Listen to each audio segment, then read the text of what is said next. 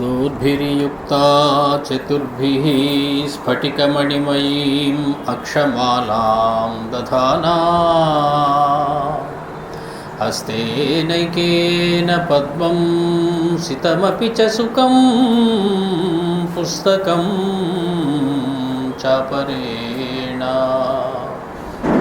भासा कुन्देन्दुशङ्खस्फटिकमणिनिभा भासमाना समाना सा मे वाग्देवतेयं निवसतु वदने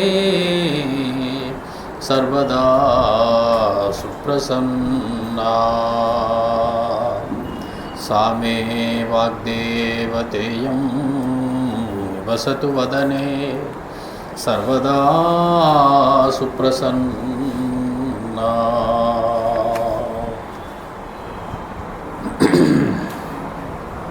పెద్దలందరికీ నమస్కారం. వాల్మీకి వ్రాసినటువంటి రామాయణం అయోధ్యకాండలో ఉన్నాం. మనం అయోధ్యకాండలో 99 సర్గలు మనం పూర్తి చేసుకున్నాం. 100వ సర్గలోకి ప్రవేశించవలసి ఉన్నది. అక్కడ మనం క్రిందటిసారి ఆపు చేశాం. భరతుడు భరద్వాజ మహర్షి దగ్గర సెలవు తీసుకుని రాముని వెతుక్కుంటూ ఆ చిత్రకూటానికి రావడం, అక్కడ ఒక పక్క చిత్రకూట పర్వతం, మరొక పక్క ఆ నది మందాకిని నది ప్రవహిస్తూ ఉండడం, ఆ మధ్యలో ఉన్న ప్రదేశం చిత్రకూట వనం. ఆ వనంలోకి ప్రవేశించినటువంటి భరతుడు సైన్యాన్నంతటినీ దూరంగా అట్టబెట్టి పొగ వచ్చినటువంటి ప్రాంతాన్ని చూసి అక్కడ రామలక్ష్మణులు ఉంటారు అనేటువంటి ఊహతో ఆ ప్రదేశానికి రావడం, రామచంద్రుడి నుంచి చూసి దూరం నుంచే ఆర్య అని ఒక కేక పెట్టి పరుగున ఆయన పాదాల దగ్గరికి వెళదాం అనుకుని పాదాలను చేరకుండానే నేల మీద రాలిపోవడం, పరిగెట్టుకుని వచ్చినటువంటి రామచంద్రమూర్తి ఆయన్ని 2 బాహువులతో పట్టుకుని పైకి లేవనెత్తి గుండెలకి హత్తుకుని తన అంకం మీద కూర్చోబెట్టుకోవడం, ఇది మనం ఇదివరకు చూసినటువంటి వ్యవహారం. తాన్ పార్థివాన్ వారణయూథపాభాన్ సమాగతాన్ తత్ర మహచ్చరణ్యే వనౌకసస్తేపి సమీక్ష సర్వేపి అశ్రూణ్యముంచన్ ప్రవిహాయ హర్షం. ఎప్పుడైతే చాలా కాలం తర్వాత ఒకళ్ళనొకళ్ళు చూసుకున్నారో, రామచంద్రుడికి, లక్ష్మణస్వామికి, శత్రుఘ్నుడికి, భరతుడికే కాదు అక్కడ ఉన్నటువంటి అందరికీ కూడా ధారాపాతంగా కళ్ళ నుంచి అశ్రుధారలు కారుతూ ఉన్నాయి. ఉద్వేగంతో, ఆనందంతో, ఆందోళనతో. ఇది 99వ సర్గ పూర్తి అయింది. రామచంద్రమూర్తి ఏ రకంగా దర్శనం ఇచ్చాడు భరతుడికి అని వర్ణిస్తూ ఉన్నారు వాల్మీకి మహర్షి. చూడగానే రామచంద్రమూర్తి ఎలా ఉన్నాడట? జటిలం చీరవసనం ప్రాంజలిం పతితం భువి దదర్శ రామో దుర్దర్శం యుగాంతే భాస్కరం యథా. తన రూపాన్ని తనే అద్దంలో చూసుకుంటే ఎలా ఉంటాడో అలా కనపడ్డాడట భరతుడు. అతడు కూడా జటిలం చీరవసనం ప్రాంజలిం పతితం భువి. భరతుడు కూడా శపథం చేశాడు, అన్నలాగే నేను కూడా జడలు కట్టించుకుని వల్కములు మాత్రమే ధరిస్తాను, ఇక నుంచి చీరాంబరములు ధరించునని శపథం చేశాడు. మనకి గుహుడి దగ్గర మనకి గుర్తుంది. ఆ రకంగా ఉన్నటువంటి భరతుడిని చూశాడు. దదర్శ రామో దుర్దర్శం దుఃఖేన దర్శితుం శక్యం. చూడడం చాలా కష్టంగా ఉంది అతడికేసి. ఎంతో ప్రేమతోటి లాలనగా ఇదివరకు చూసేవాడు, ఇప్పుడు చూడడానికే భయపడుతూ ఉన్నాడు రామచంద్రమూర్తి భరతుడు. ఏమిటి ఇలా అయిపోయాడు మా సోదరుడు అని ఎంతో బాధపడుతూ కష్టపడుతూ చూస్తున్నాడట. యుగాంతే భాస్కరం యథా. యుగాంతంలో సూర్యుడు కూడా నల్ల మసిబొగ్గులా మారిపోయి నేలపడతాడు అని ఒక ప్రతీతి. అతడు నేల పడడం పడకపోవడం కాకపోయినా అతని కాంతి విహీనం అయిపోతాడు సూర్యుడు. కాబట్టి యుగములన్నీ కోసి ప్రళయము సందర్భం వచ్చినప్పుడు ఏ రకంగా అయితే సమస్త తేజస్సులు పరమాత్మ లోపలికి గ్రహించబడతాయో, ఆ రకంగా ఉన్నప్పుడు సూర్యుని తేజస్సు అంతా తగ్గిపోయి ఉన్నప్పుడు ఎలా ఉంటాడో అలాగా కనపడుతూ ఉన్నాడట భరతుడు. ఆశ్చర్యపోయాడు రామచంద్రమూర్తి. కారణం భరతుడు సమస్తమైన పరివారంతో పట్టాభిషేకం చేసుకుని రావాలి. ఇప్పుడు ఈ సమయానికి పట్టాభిషేకం అయిపోయి ఉంటుంది అని ఊహించి ఉంటాడు రామచంద్రమూర్తి. ఇటువంటి రూపాన్ని చూసేటప్పటికీ చాలా కంగారు పడ్డాడు. కథంచిదభివిజ్ఞాయ వివర్ణవదనం కృశం భ్రాతరం భరతం రామ పరిజగ్రాహ బాహునా. అతి కష్టం మీద గుర్తుపడ్డాడట వీడే భరతుడు అని. మామూలుగా భరతుడు ఇదివరకు ఎలా ఉండేవాడు, ఆ తేజస్సు లేదు, ఇదివరకు కట్టుకునేటువంటి బట్టలు లేవు, ఇదివరకు ఉన్నటువంటి శిరో అలంకారములు లేవు, కిరీటం లేదు.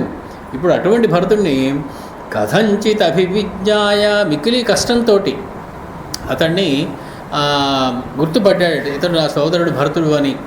వివర్ణవదనం, ఇదివరకు ఎప్పుడు కూడా చాలా అందంగా ఉండేటువంటి, మెరుస్తూ ఉండేటువంటి, ఉత్సాహంతో కూడేటువంటి వదనం ఉండేది, ఇప్పుడు వివర్ణమై ఉంది. కృశం, ఏమీ ఉపవాసాలతో ఉంటున్నాడేమో, వచ్చిన దగ్గర నుంచి అయోధ్యకి బాగా కృషించిపోయి ఉన్నాడు. అటువంటి అతన్ని రెండు చేతులు ఎట్టి పట్టుకున్నాడట రామచంద్రమూర్తి. ఆఘ్రాయ రామస్తం మూర్ధ్ని పరిష్వజ్య చ రాఘవ అంకే భరతమారోప్య పర్యపుచ్చత్ సమాహిత. తన ఒడిలో కూర్చోబెట్టుకున్నాడట భరతుడిని రామచంద్రమూర్తి. కూర్చోబెట్టుకుని అడుగుతున్నట్ట, కనుతే అభూత్ పితా తాత యదరణ్యం త్వమాగతః నహి త్వం జీవతస్తస్య వనమాగంతుమర్హసి. మొట్టమొదటి ప్రశ్న ఏమని వేశాడు అంటే, తండ్రి గారిని వదిలిపెట్టేసి నువ్వు ఎందుకు వచ్చావయ్యా ఈ అరణ్యానికి అనేటువంటి ప్రశ్న వేశారు రామచంద్రమూర్తి. తండ్రి గారు పెద్దయి ఉన్నారు, ఆయన అలా ఉండగా ఆయనకి ఏమైంది అసలు, ఆయన బాగానే ఉన్నారు కదా, అలాంటప్పుడు నువ్వు ఆయన వదిలిపెట్టేసి నువ్వు ఇక్కడికి ఎలా రావడం జరిగింది? బాగా చక్కగా ఉన్నటువంటి పెద్ద వయసులో ఉన్నటువంటి ఆయనని శుశ్రూష చేసేటువంటి బాధ్యత నీకుంది. ఆ శుశ్రూష కార్యాన్ని వదిలిపెట్టేసి నువ్వు తండ్రి గారు ఒక్కరిని వదిలేసి నువ్వు ఇంత దూరం ఎలా వచ్చావు నువ్వు అని చెప్పి, తండ్రి గారి యొక్క ప్రేమ ఎటువంటిది, నన్ను వదిలి ఉండలేరు తండ్రి, అలాగే నిన్ను కూడా వదిలి ఉండలేరు తండ్రి. నువ్వు ఎలా వచ్చాడు ఏమన్నా బాగుందా, నా కోసమనో ఈ అరణ్యంలో ఇంకో పని మీద నువ్వు ఇక్కడికి రావడం ఏమన్నా బాగుందా, తండ్రి గారిని వదిలిపెట్టి అని చెప్పి అడిగారు ఆయన. చిరస్యబత పశ్యామి దూరాత్ భరతమాగతం దుష్ప్రతీకమరణ్యేస్మిన్ కిం తాత వనమాగతం. దూరం నుంచి చూశాను, మా భరతుడు వస్తున్నాడు ఏమిటి అనుకున్నాను, ఇంత దుర్జ్ఞేయమైనటువంటి అంటే బాగా దట్టమైనటువంటి అరణ్యంలోకి కిం తాత, ఏమి నాన్న నువ్వు అడవిలోకి ఎలా వచ్చావు, ఎందుకంత నువ్వు కష్టం తీసుకుని నువ్వు ఇటువంటి అరణ్యంలోకి రావడం జరిగింది అని చెప్పి, ఈ సర్గకి కచ్చిత్ సర్గ అని పేరు. కచ్చిత్ అంటే ప్రశ్నార్థకం, అంటే అవును కదా అని అర్థం.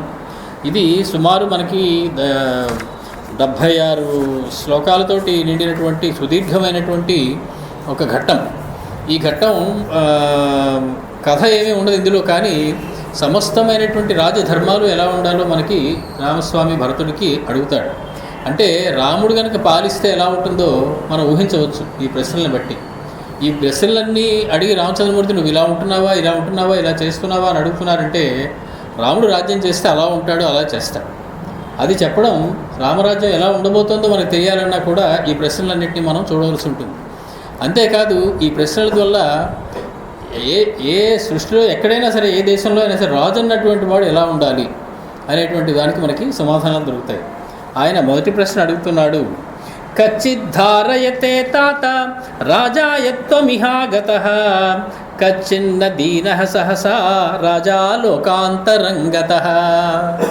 నిన్ను చూస్తే నాకేదో అనుమానంగా ఉంది, నువ్వు వచ్చేసే సమయానికి నువ్వు ఇలా వచ్చేస్తున్నావు అని తెలిసి తండ్రి గారు తట్టుకోగలిగారా, ఆయన ప్రాణాలు నిలబడ్డాయా, నాకేదో అనుమానంగా ఉంది.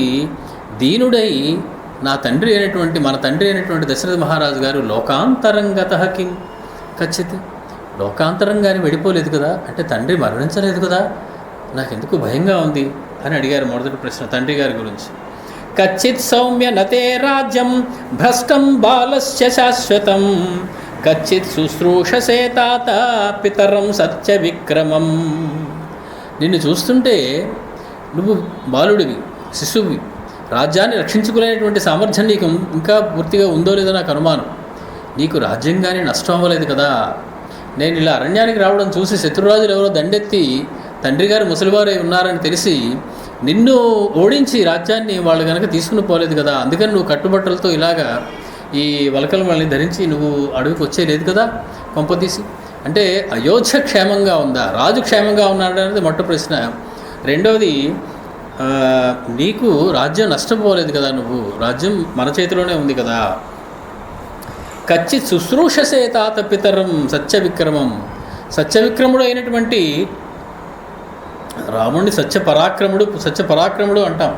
రాముడు దశరథుడిని సత్యవిక్రముడు అంటున్నాడు. దశరథుడు సత్యవిక్రముడు అవ్వడానికి కారణం రామచంద్రస్వామి కనుక ఆయన మాట పట్టుకుని అడవులకి రాకపోతే దశరథుడికి ఇంకా శాశ్వతంగా సత్యవిక్రముడు అనేటువంటి పేరే పోయేది.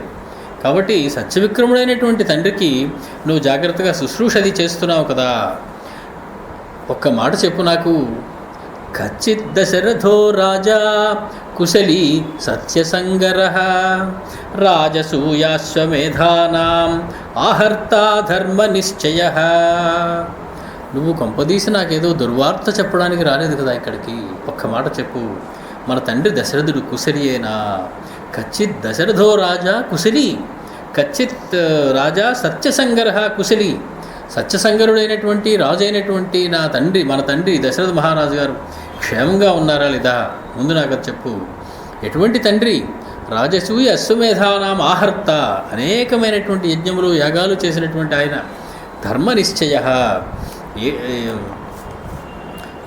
ఏది ధర్మము ఏది అధర్మము తెలిసినటువంటి నా తండ్రి క్షేమంగా ఉన్నాడా లేదా అని ఒక మాట అడిగారు. సకచ్చిత్ బ్రాహ్మణో విద్వాన్ ధర్మ నిత్యో మహాద్యుతి ఇక్ష్వాకూణాం ఉపాధ్యాయో యథావత్ తాత పూజ్యతే. సద్బ్రాహ్మణుడైనటువంటి వాడు, విద్వాంసుడైనటువంటి వాడు, ధర్మనిత్యుడైనటువంటి వాడు, మహాతేజస్సు కలిగినటువంటి వాడు, ఇక్ష్వాకు కులానంతరికి కూడా ఉపాధ్యాయుడు, పురోహితుడు అయినటువంటి వాడు వశిష్ఠ మహర్షి పూజ్యతే కచ్చిత్. ఆయన జాగ్రత్తగా గౌరవిస్తున్నారా అందరూ? ఆయన ఇంకా గౌరవాలు అందుకుంటూ ఉన్నారా మీ అందరి చేత? ఆయన జాగ్రత్తగా చూసుకుంటున్నావా లేదా? సతాత కచ్చిత్ కౌసల్యా సుమిత్రా చ ప్రజావతి సుఖినీ కచ్చిత్ ఆర్యా చ దేవి నందతి కైకయీ.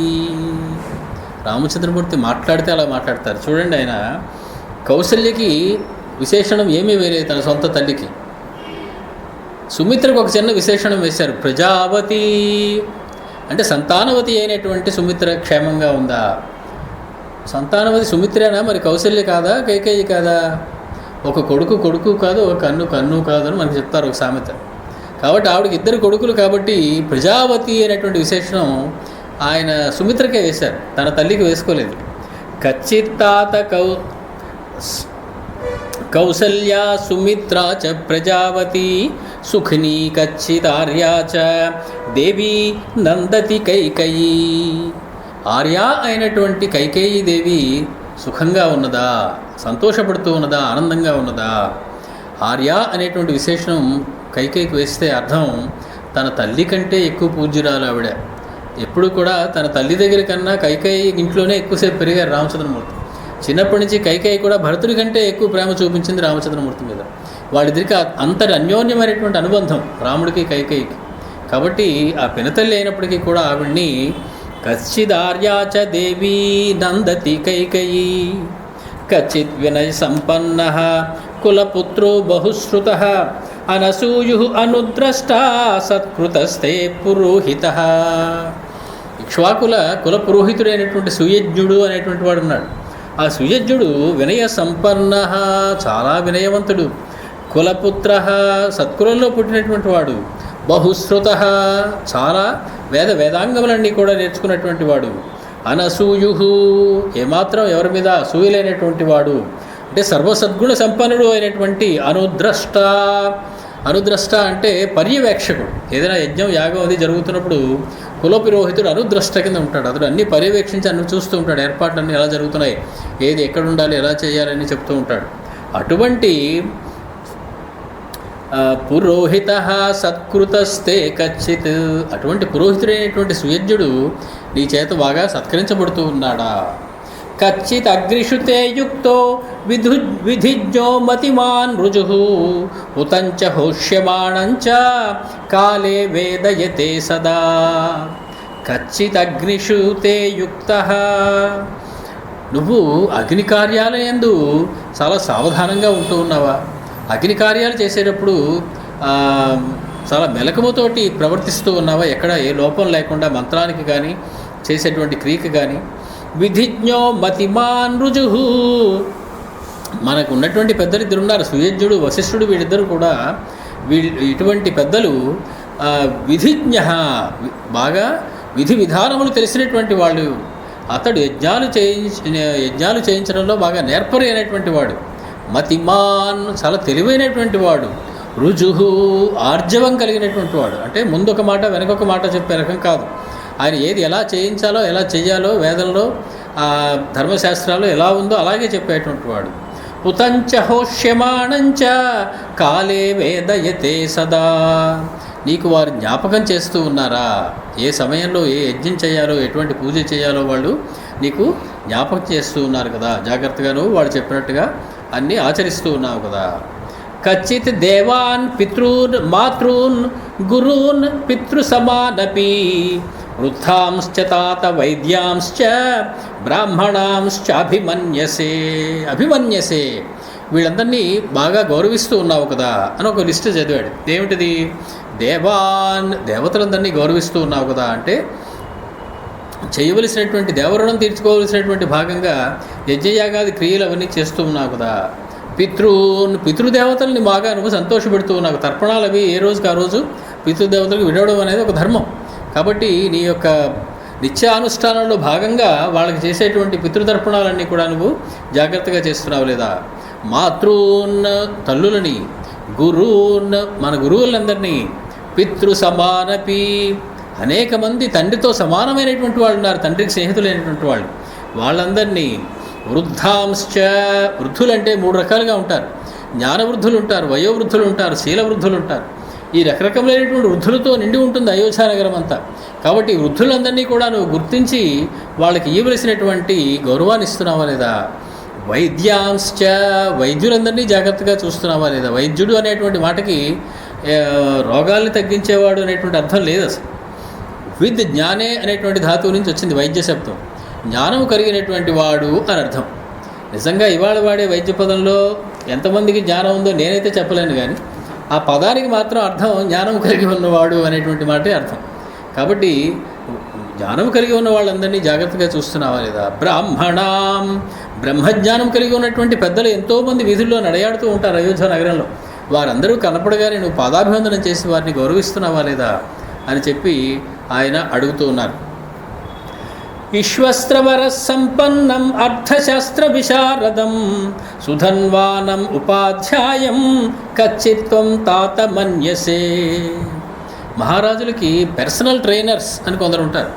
వాళ్ళ పని ఏంటంటే పొద్దున్నే నిద్రలేపి సరి అయినటువంటి వ్యాయామం చేయించి కాసేపు బాణాలు అవి వేయడం ప్రాక్టీస్ చేయించి తర్వాత ఇతర కార్యక్రమాల్లోకి పంపడం వాళ్ళ యొక్క ధర్మం అది.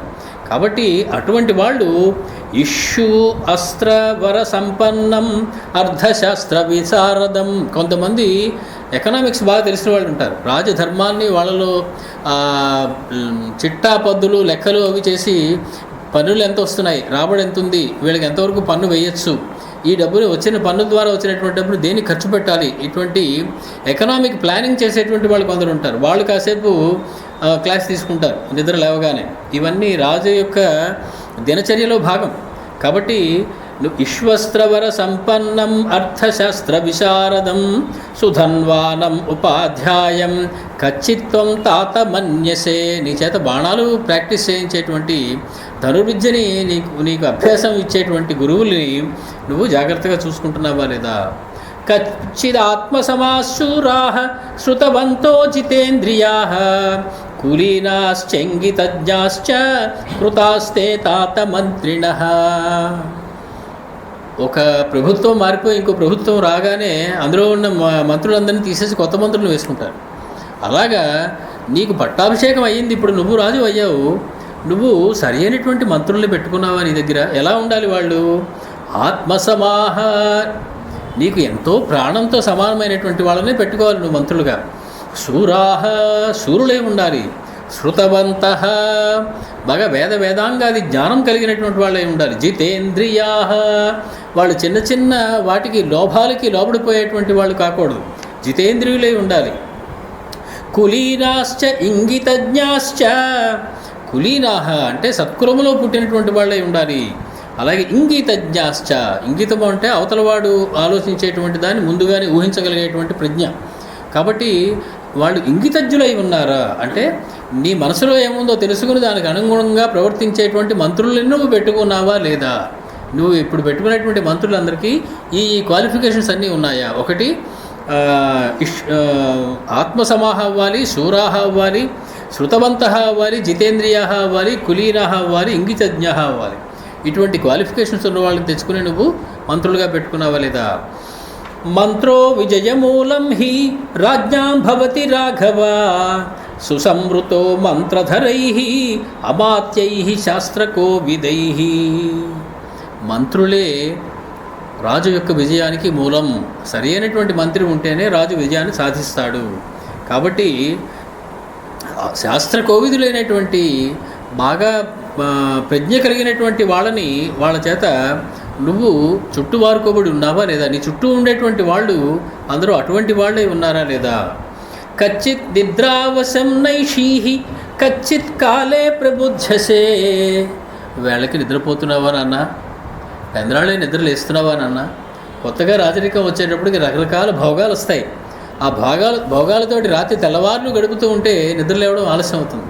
రాచకార్యాలన్నీ వెనకబడిపోతూ ఉంటాయి. కాబట్టి కచ్చిత్ నిద్రావశం నైషీహి కచ్చిత్ కాలే ప్రబుద్ధసే కచ్చిత్ చాపర రాత్రేషు చింతయసి అర్థనైపుణం. అర్ధరాత్రి దాటిన తర్వాత అర్థ విషయాలు ఆలోచించాలట. అంటే ఈ ఎకనామిక్ మ్యాటర్స్ అన్నీ కూడా రాత్రే ఆలోచించాలట రాజన్నవాడు. కాబట్టి నువ్వు అర్ధరాత్రి సమయంలో ఏది చెయ్యాలో ఆ పని నువ్వు జాగ్రత్తగా చేస్తున్నావా లేదా? తగినటువంటి కంటికి నిద్రపోతున్నావా లేదా? చక్కగా పెందరాళి లేస్తున్నావా లేదా? కచ్చిన్ మంత్రయసేనైకః కచ్చిన్న బహుభిః సహ కచ్చిత్తే మంత్రితో మంత్రో రాష్ట్రం న పరిధావతి. కచ్చిన్ మంత్రయసేనైకః, నువ్వు ఒక్కడు ఉండి డెసిషన్స్ తీసేసుకోవటం లేదు కదా. ఏదో ఒక రాష్ట్రాన్ని విభజించాలో ఏదో ఉంటుంది, దానికి ఒక్కళ్ళే కూర్చొని నిర్ణయం తీసేసుకుంటారు. తక్కిన వాళ్ళతో చెప్పకుండా ఇంక నిర్ణయం తీసేసుకున్నాను, తక్కినట్టు చేసిన వాళ్ళు ఒప్పుకోవాల్సిందే అని కూర్చునేటువంటి రాజులు ఉండే కాలంలో ఉన్నాము. కాబట్టి నిర్ణయం తీసుకునే ముందు నువ్వు 10 మందితో కనీసం మాట్లాడుతున్నావా లేదా? అలాగని చెప్పి ఊళ్ళో వాళ్ళందరినీ పిలిచేసి నేను ఈ నిర్ణయం తీసుకుంటున్నాను చేయమంటారా వద్దా అని అడగకూడదు సుమా. నువ్వు ఒక్కడివి నిర్ణయం తీసుకోకూడదు, మరీ ఎక్కువ మందితో కలిసి కూడా నిర్ణయం తీసుకోకూడదు. ఎందుకంటే మరీ ఎక్కువ మందితో కలిస్తే నిర్ణయం రాదు. ఒకడు ఒకవైపు లాగుతాడు, ఒకడు ఇంకో వైపు లాగుతాడు, ఎప్పటికీ ఏ పని అవ్వదు. కాబట్టి నువ్వు ఒక్కడు నిర్ణయం తీసుకుంటే ఏమవుతుంది?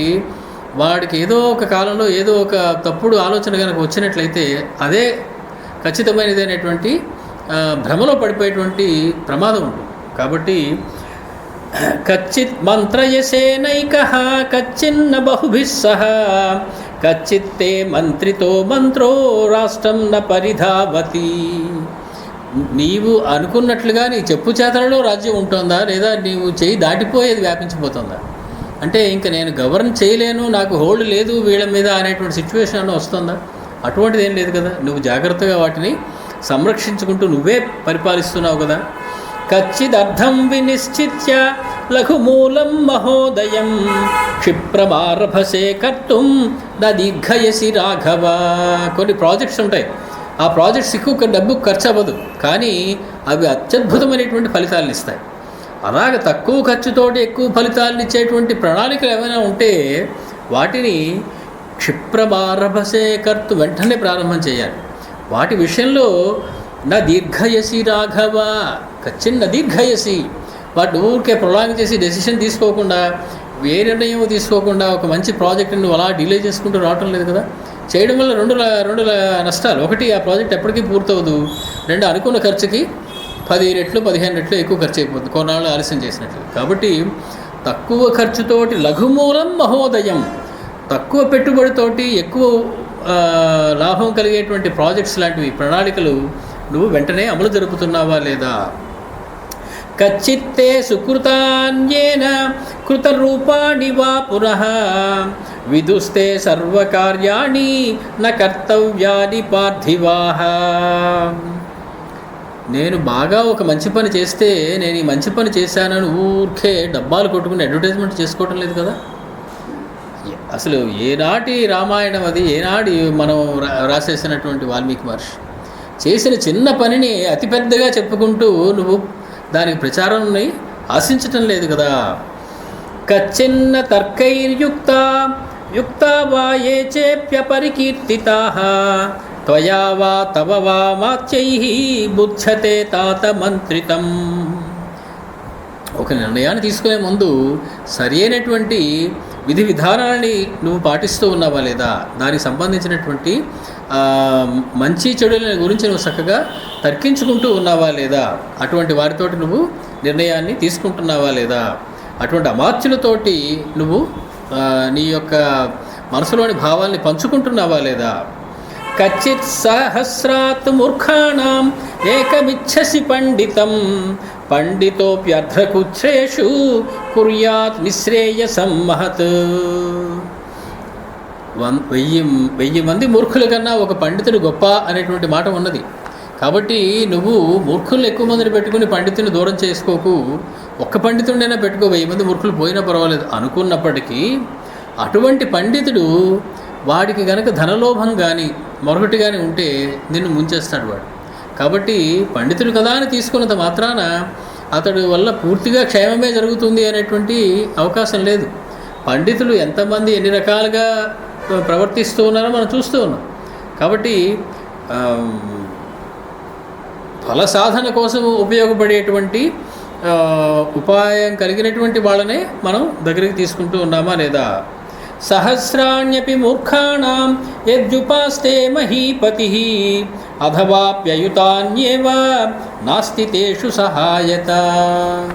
పండితుడు దొరకలేదండి అని చెప్పి అందరూ మూర్ఖుల్నే కనుక మంత్రివర్గంలో పెట్టుకుంటే, ఒక బస్సులోడు మంత్రివర్గాన్ని తయారు చేసి 70 మందినో ఎంతమందినో, దానివల్ల నష్టమే తప్ప ఎటువంటి లాభము ఉండదు రాజ్యానికి. కాబట్టి ఎక్కువ మందిని పండితులను పెట్టుకుని ఎంత ఎక్కువ మందిని పెట్టుకుంటే అంత ఎక్కువ నష్టం కలుగుతూ ఉంటుంది సుమా.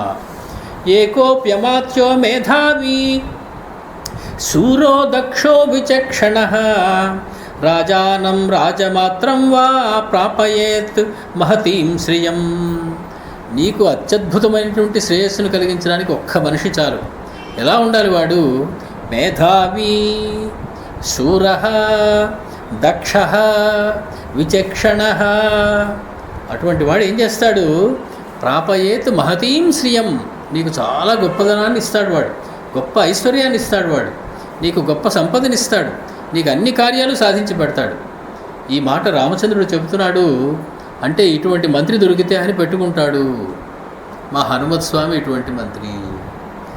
ఏకోపి మేధావి, హనుమత్ స్వామి మేధావి, శూరః మహాశూరుడు, దక్షః మహాసామర్థ్యం గలవాడు, విచక్షణః ఎప్పుడు ఏది చేయాలో విచక్షణ జ్ఞానం కలిగినటువంటి వాడు, రాజానం రాజమాత్రం వా ప్రాపయేత్ మహతీం శ్రియం. రాజైనటువంటి తనకి, రాజమాతృడైనటువంటి లక్ష్మణస్వామికి కూడా గొప్ప శ్రేయస్సును కలగజేసేటువంటి సత్తా ఉన్నటువంటి వాడు మా హనుమత్ స్వామి. చెప్పకుండానే ఇప్పుడు ఏం చెబుతున్నారు? స్వామి నీకు ఎటువంటి మంత్రిని పెట్టుకోవాలి అనేటువంటి విషయంలో హనుమత్ స్వామికి ఏ లక్షణాలు ఉన్నాయో ఆ లక్షణాలన్నీ చెబుతూ ఉన్నారు. ఎందుకంటే ఇక ముందు ఆయనకి దూతగా మంత్రిగా పనిచేయబోతూ ఉన్నాడు మా హనుమత్ స్వామి. కచ్చిన్ ముఖ్యా మహత్స్వేన మధ్యమేషు చ మధ్యమాః జఘన్యాస్తు జఘన్యేషు భృత్యాః కర్మసు యోజితాః.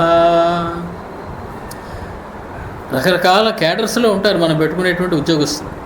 కొందరు తెలివైన వాళ్ళే ఉండాలి, కానీ అందరూ తెలివైన వాళ్ళు ఉంటే కొన్ని పనులు వాళ్ళు చేయలేరు. కాబట్టి దానికి కొంచెం తక్కువ వాళ్ళు మధ్యమస్తులు కావాలి. కేవలం వాళ్ళిద్దరే ఉంటే సరిపోదు, కొంచెం జఘన్యులు అంటే ఇంకా తక్కువ వాళ్ళు కూడా కొంతమంది కావాలి, అసలు బుర్రలేని వాళ్ళు అనమాట. వాళ్ళు కొంచెం గట్టి పని చేయగలుగుతారు. ఈ బల్ల ఇక్కడి నుంచి అక్కడికి వేయరా అంటే వాడు ఒక్కడు తెచ్చి మోసేస్తాడు.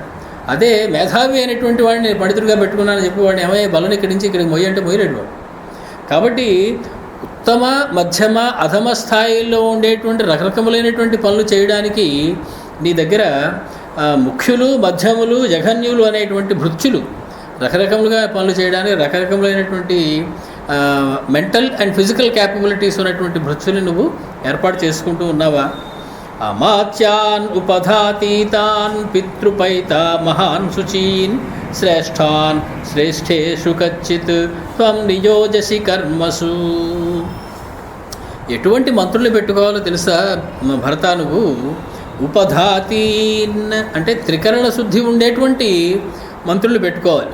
వాడు ఏదో పని చేసి రమ్మంటే శత్రు సైన్యం వాడు వచ్చి కొంచెం లంచం ఇస్తే అది పుచ్చుకుని నువ్వు చేసే పనిని పాడు చేసి రాకూడదు. కాబట్టి త్రికరణ శుద్ధిగా నీ మీద గౌరవం ఉండేటువంటి వాడే ఉండాలి. చేసిన పని మీద, తన ఉద్యోగం మీద గౌరవం కలిగినటువంటి వాడే ఉండాలి. అటువంటి వాడై ఉండి పితృపైతామహాన్ శుచీన్, పితృవంశం చేత ఇంతకుముందు వంశాల చేత నుంచి వాడు వస్తున్నాడు అనుకోండి, మన సుమంత్రుల్లాగా వాడిని పరీక్షించక్కర్లేదు. అంటే సుపరీక్షాన్, బాగా ఉపధాతీతాన్ అంటే సుపరీక్షాన్, బాగా పరీక్ష చేయబడి త్రికరణ శుద్ధి కలిగినటువంటి, శుచి అంటే త్రికరణ శుద్ధి కలిగినటువంటి వాళ్ళై ఉండి శ్రేష్ఠాన్, శ్రేష్ఠులైనటువంటి వాళ్ళని శ్రేష్ఠేషు కచ్చిత్వం నియోజసి కర్మసు, శ్రేష్టమైన కర్మలకి అటువంటి శ్రేష్టమైన వారినే పెట్టుకుంటూ ఉన్నావు కదా. కచ్చిన్నోగ్రేణ దండేన భృశముద్వేజిత స్రజం రాష్ట్రం తవాను జానంతి మంత్రిణ కైకయీ సుత. చిన్న తప్పు జరుగుతుంది, దానికి పోలీసులు ఇంటికి వచ్చి అరెస్ట్ చేసి 10 మంది ఎమ్మెల్యేలను తీసుకెళ్ళి జైల్లో పెట్టేస్తారు. అంతకుముందు దాని వెనకాల ఏదో ఒక వాళ్ళకి ఉన్న భేదాభిప్రాయాలు కారణం అవుతూ ఉంటాయి. కాబట్టి చిన్న తప్పుకి పెద్ద దండ విధిస్తాడు మా రాజు అనేటువంటి మాట ప్రజల్లో ఏమీ ప్రబలటం లేదు కదా. అంటే నువ్వు దండన విధించేటప్పుడు ఎంత అపరాధానికి ఎంతటి శిక్ష వేయాలి అనే దాని విషయంలో చాలా జాగ్రత్తగా నువ్వు గమనించుకుంటూ ఉన్నావా లేదా? కచ్చిత్వాం నావజానంతి యాజకాః పతితం యథా ఉగ్ర ప్రతిగృహీతారం కామయానమివ స్త్రియః. యజ్ఞం చేసేటప్పుడు యజ్ఞం చేసినటువంటి వాళ్ళకి నువ్వు దక్షిణ ఇవ్వవలసి ఉంటుంది. ఆ దక్షిణలో నువ్వు లోభం చూపించి వాళ్ళకి 10 రూపాయలు ఇచ్చేటువంటి చోట చిల్లర లేదండి 5 ఉంచండి అని చెప్పి వాళ్ళని మళ్ళీసారి చూద్దాం వెళ్ళండి అంటే ఆ చేయించినటువంటి యజ్ఞానికి నీకు సరైనటువంటి ఫలితం రాదు. ఎందుకంటే అతన్ని నువ్వు యథావిధిగా ఎంత ఇవ్వాలో అంత ఇచ్చి తృప్తిపరచలేదు కాబట్టి. అలాగే ఉగ్ర ప్రతిగ్రహీతారం, కొంతమంది ఉగ్ర ప్రతిగ్రహీతలు ఉంటారు యజ్ఞం చేసేవాళ్ళు. అంటే వాళ్ళు చేసే పని, చెయ్యకూడని పని, ఇటువంటి విషయాలను కూడా తెలియకుండా దానం ఇస్తే చాలు చేపట్టేస్తారు.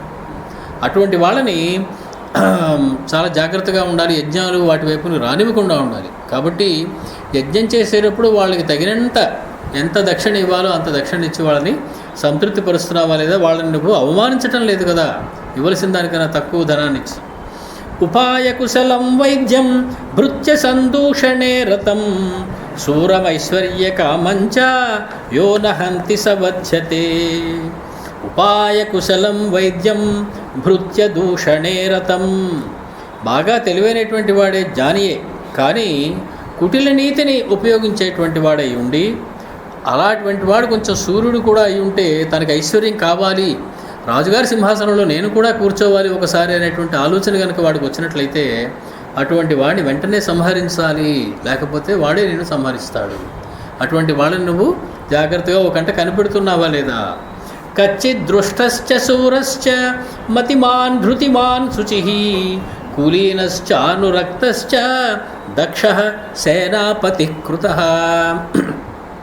మంచి సేనాపతిని పెట్టుకున్నావా నువ్వు నీ రాజ్యానికి? ఎటువంటి వాడై ఉండాలి? హృష్టశ్చ, ఎప్పుడు కూడా వాడు సంతోషం కలిగినటువంటి వాడే ఉండాలి. ధృష్ట అనేటువంటి మాట కూడా వాడారు, అది వ్యవహారజ్ఞ అని అర్థం చెప్పారు దానికి. ఇక్కడ కచ్చిత్ హృష్ట అన్న అదే సమాసం అవుతుంది, దృష్ట అనే అదే సంధి అవుతుంది అక్కడ. కాబట్టి అతడు ఎప్పుడూ సంతోషంతో ఉండి, వ్యవహార జ్ఞానం కలిగి ఉండి, సూర్యుడై ఉండి, బుద్ధిమంతుడై ఉండి, ధృతి కలిగి ఉండి, శుచి కలిగి ఉండి, మంచి కులంలో పుట్టినటువంటి వాడు, నీ యందు అనురక్తుడైనటువంటి వాడు, నువ్వంటే ప్రేమ కలిగి ఉండాలి వాడు. అటువంటి వాడిని సేనాపతిగా పెట్టుకున్నావా? బలవంతశ్చ కచ్చిత్తే ముఖ్యాయుద్ధ విశారదాః దృష్టాపదానా విక్రాంతా త్వయా సత్కృత్య మానితా. బాగా బలవంతులైనటువంటి వాళ్ళు, యుద్ధ విశారదులైనటువంటి వాళ్ళు నీ ముఖ్యమైనటువంటి అంగరక్షకులుగా పెట్టుకున్నావా లేదా? అలా పెట్టుకునే ముందు వాళ్ళ పాస్ట్ రికార్డ్ అంతా పరిశీలించావా లేదా? లేకపోతే ఏదో రోజు నువ్వు ఇంట్లోంచి బయటకు వస్తుంటే వాడే ఒక తుపాకీ వేసి దడదడ పేల్చేస్తాడు. కాబట్టి ఎటువంటి వాళ్ళు నీకు సమీపంలో ఉండాలో అటువంటి వాళ్ళని జాగ్రత్తగా సుపరీక్ష, వాళ్ళని బాగా పరీక్ష చేసి వాళ్ళ యొక్క లాయల్టీని టెస్ట్ చేసి వాళ్ళని పెట్టుకుని ఉంటే సరిగా. సత్కృత్య మానితాహ, వాళ్ళు చేసిన దానికి వాళ్ళకి తగినటువంటి ప్రతిఫలాన్ని కూడా ముట్ట చెప్తూ ఉన్నారు. లేకపోతే పనులన్నీ చేయించుకుని వాడికి ఏమి అయిపోతే వాడికి ఏదో రోజు చిరాకు పుట్టి తుపాకీ తీసుకుని వాడు వేసేస్తాం. కాబట్టి నీ అతి సమీపంలో ఉండేటువంటి నీ బాడీ గార్డ్స్ లాంటి వాళ్ళు ఎవరైతే ఉన్నారో వాళ్ళ యొక్క ట్రాక్ రికార్డ్ అంతా పరిశీలించి సరైన వాళ్ళని పెట్టుకుని వాళ్ళకి తగినటువంటి జీతభృత్యాలను ఇవ్వడం, అది గౌరవం అది ఇవ్వడం చేస్తున్నావా లేదా? కచ్చిత్ బలస్య భక్తంచ వేతనంచ యథోచితం సంప్రాప్త కాలం దాతవ్యం దదాసి న విళంబసే. పని చేసినటువంటి వాడికి చేసిన పనికి తగినటువంటి సమయంలో వాడికి ప్రతిఫలాన్ని ముట్ట చెప్తున్నావా లేదా? ఉద్యోగం చేసే వాళ్ళందరికీ కూడా దానికి తగినటువంటి జీతాన్ని ఆలస్యం చేయకుండా ఇస్తున్నావా లేదా? ఒక్కొక్కసారి టీఏ ఇవ్వరు, ఒక్కొక్కసారి డిఏ ఇవ్వరు, ఎందుకంటే గవర్నమెంట్ ఖజానా ఖాళీ అయిపోయింది కదా, తర్వాత చూద్దాం ఉంటారు. లేకపోతే అదంతా తీసుకెళ్ళి ఇంక దేనిలో కలిపేసి మీకు రిటైర్ అయినప్పుడు వాటితో పాటు ఇస్తామంటే దానికి ఇంట్రెస్ట్ కూడా ఇస్తామని చెప్పి ప్రలోభ పెడుతూ ఉంటారు. అటువంటి పనులు నువ్వు చేయటం లేదు కదా. నువ్వు పని చేసినటువంటి వాడి కష్టాన్ని నువ్వు ఉంచుకోవటం లేదు కదా. దానికి తగినటువంటి ప్రతిఫలాన్ని నువ్వు అందజేసేస్తున్నావు కదా ఆలస్యం చేయకుండా. కాలాతిక్రమణాచ్చైవ భక్త వేతనయోర్భృతాః భర్తుః కుప్యంతి దుష్యంతి సో అనర్థస్సు మహాన్ స్మృతః. భృతాః అంటే భృతి జీవనః అంటే నెల జీతం తెచ్చుకుని ఆ నెల వచ్చిన జీతంతో తిండి బతికేవాళ్ళు. వాళ్ళకి ఆ నెల జీతం ఇవ్వకపోతే ఏమవుతారు వాళ్ళు? భర్తుః కుప్యంతి, నీ మీద కోపం వస్తుంది. దుష్యంతి, నేను తిడ్డం మొదలెడతారు. సహ అనర్థ సుమహాన్ స్మృత. అటువంటిది కనుక జరిగితే అంటే మన కింద జీతాలు తీసుకుని పనిచేస్తూ ఉన్న వాళ్ళే మన మీద కోపం తెచ్చుకుని మనం తిడ్డం మొదలెడితే అది చాలా అనర్థం అవుతుంది సుమా. కచ్చిత్ సర్వే అనురక్తాస్త్వాం కులపుత్రాః ప్రధానతః కచ్చిత్ ప్రాణాన్ ప్రవార్ధేషు సంత్యజంతి సమాహితాః. నీ చుట్టూ బాగా దగ్గరగా ఉండేటువంటి స్నేహితులైనటువంటి వాళ్ళు, అటువంటి వాళ్ళందరూ కూడా నీతోటి అనురక్తులై ఉన్నారా? నీ మీద చాలా ప్రేమ కలిగిన వాళ్ళే ఉన్నారు కదా.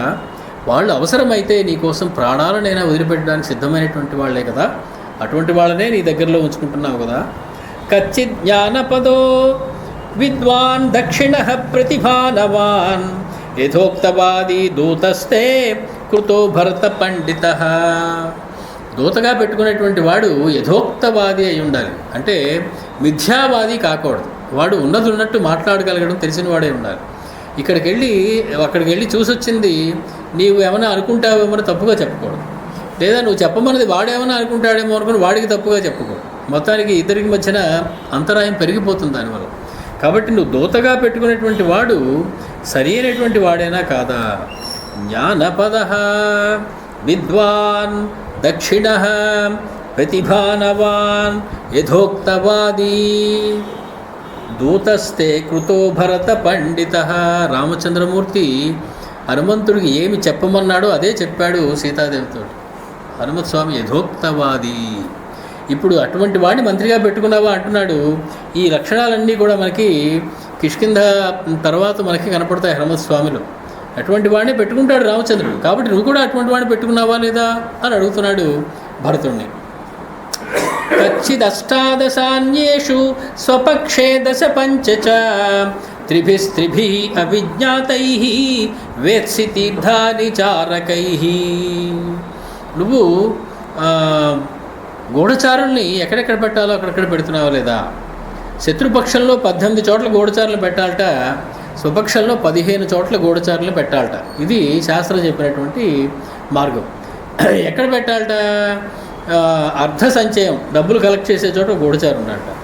అలాగే కార్యనియోగుడు అని వాడికి ప్రాగ్ వివాకుడు అని రకరకాల పేర్లు కూడా పెట్టారు వాడు చేసేటువంటి పనిని బట్టి.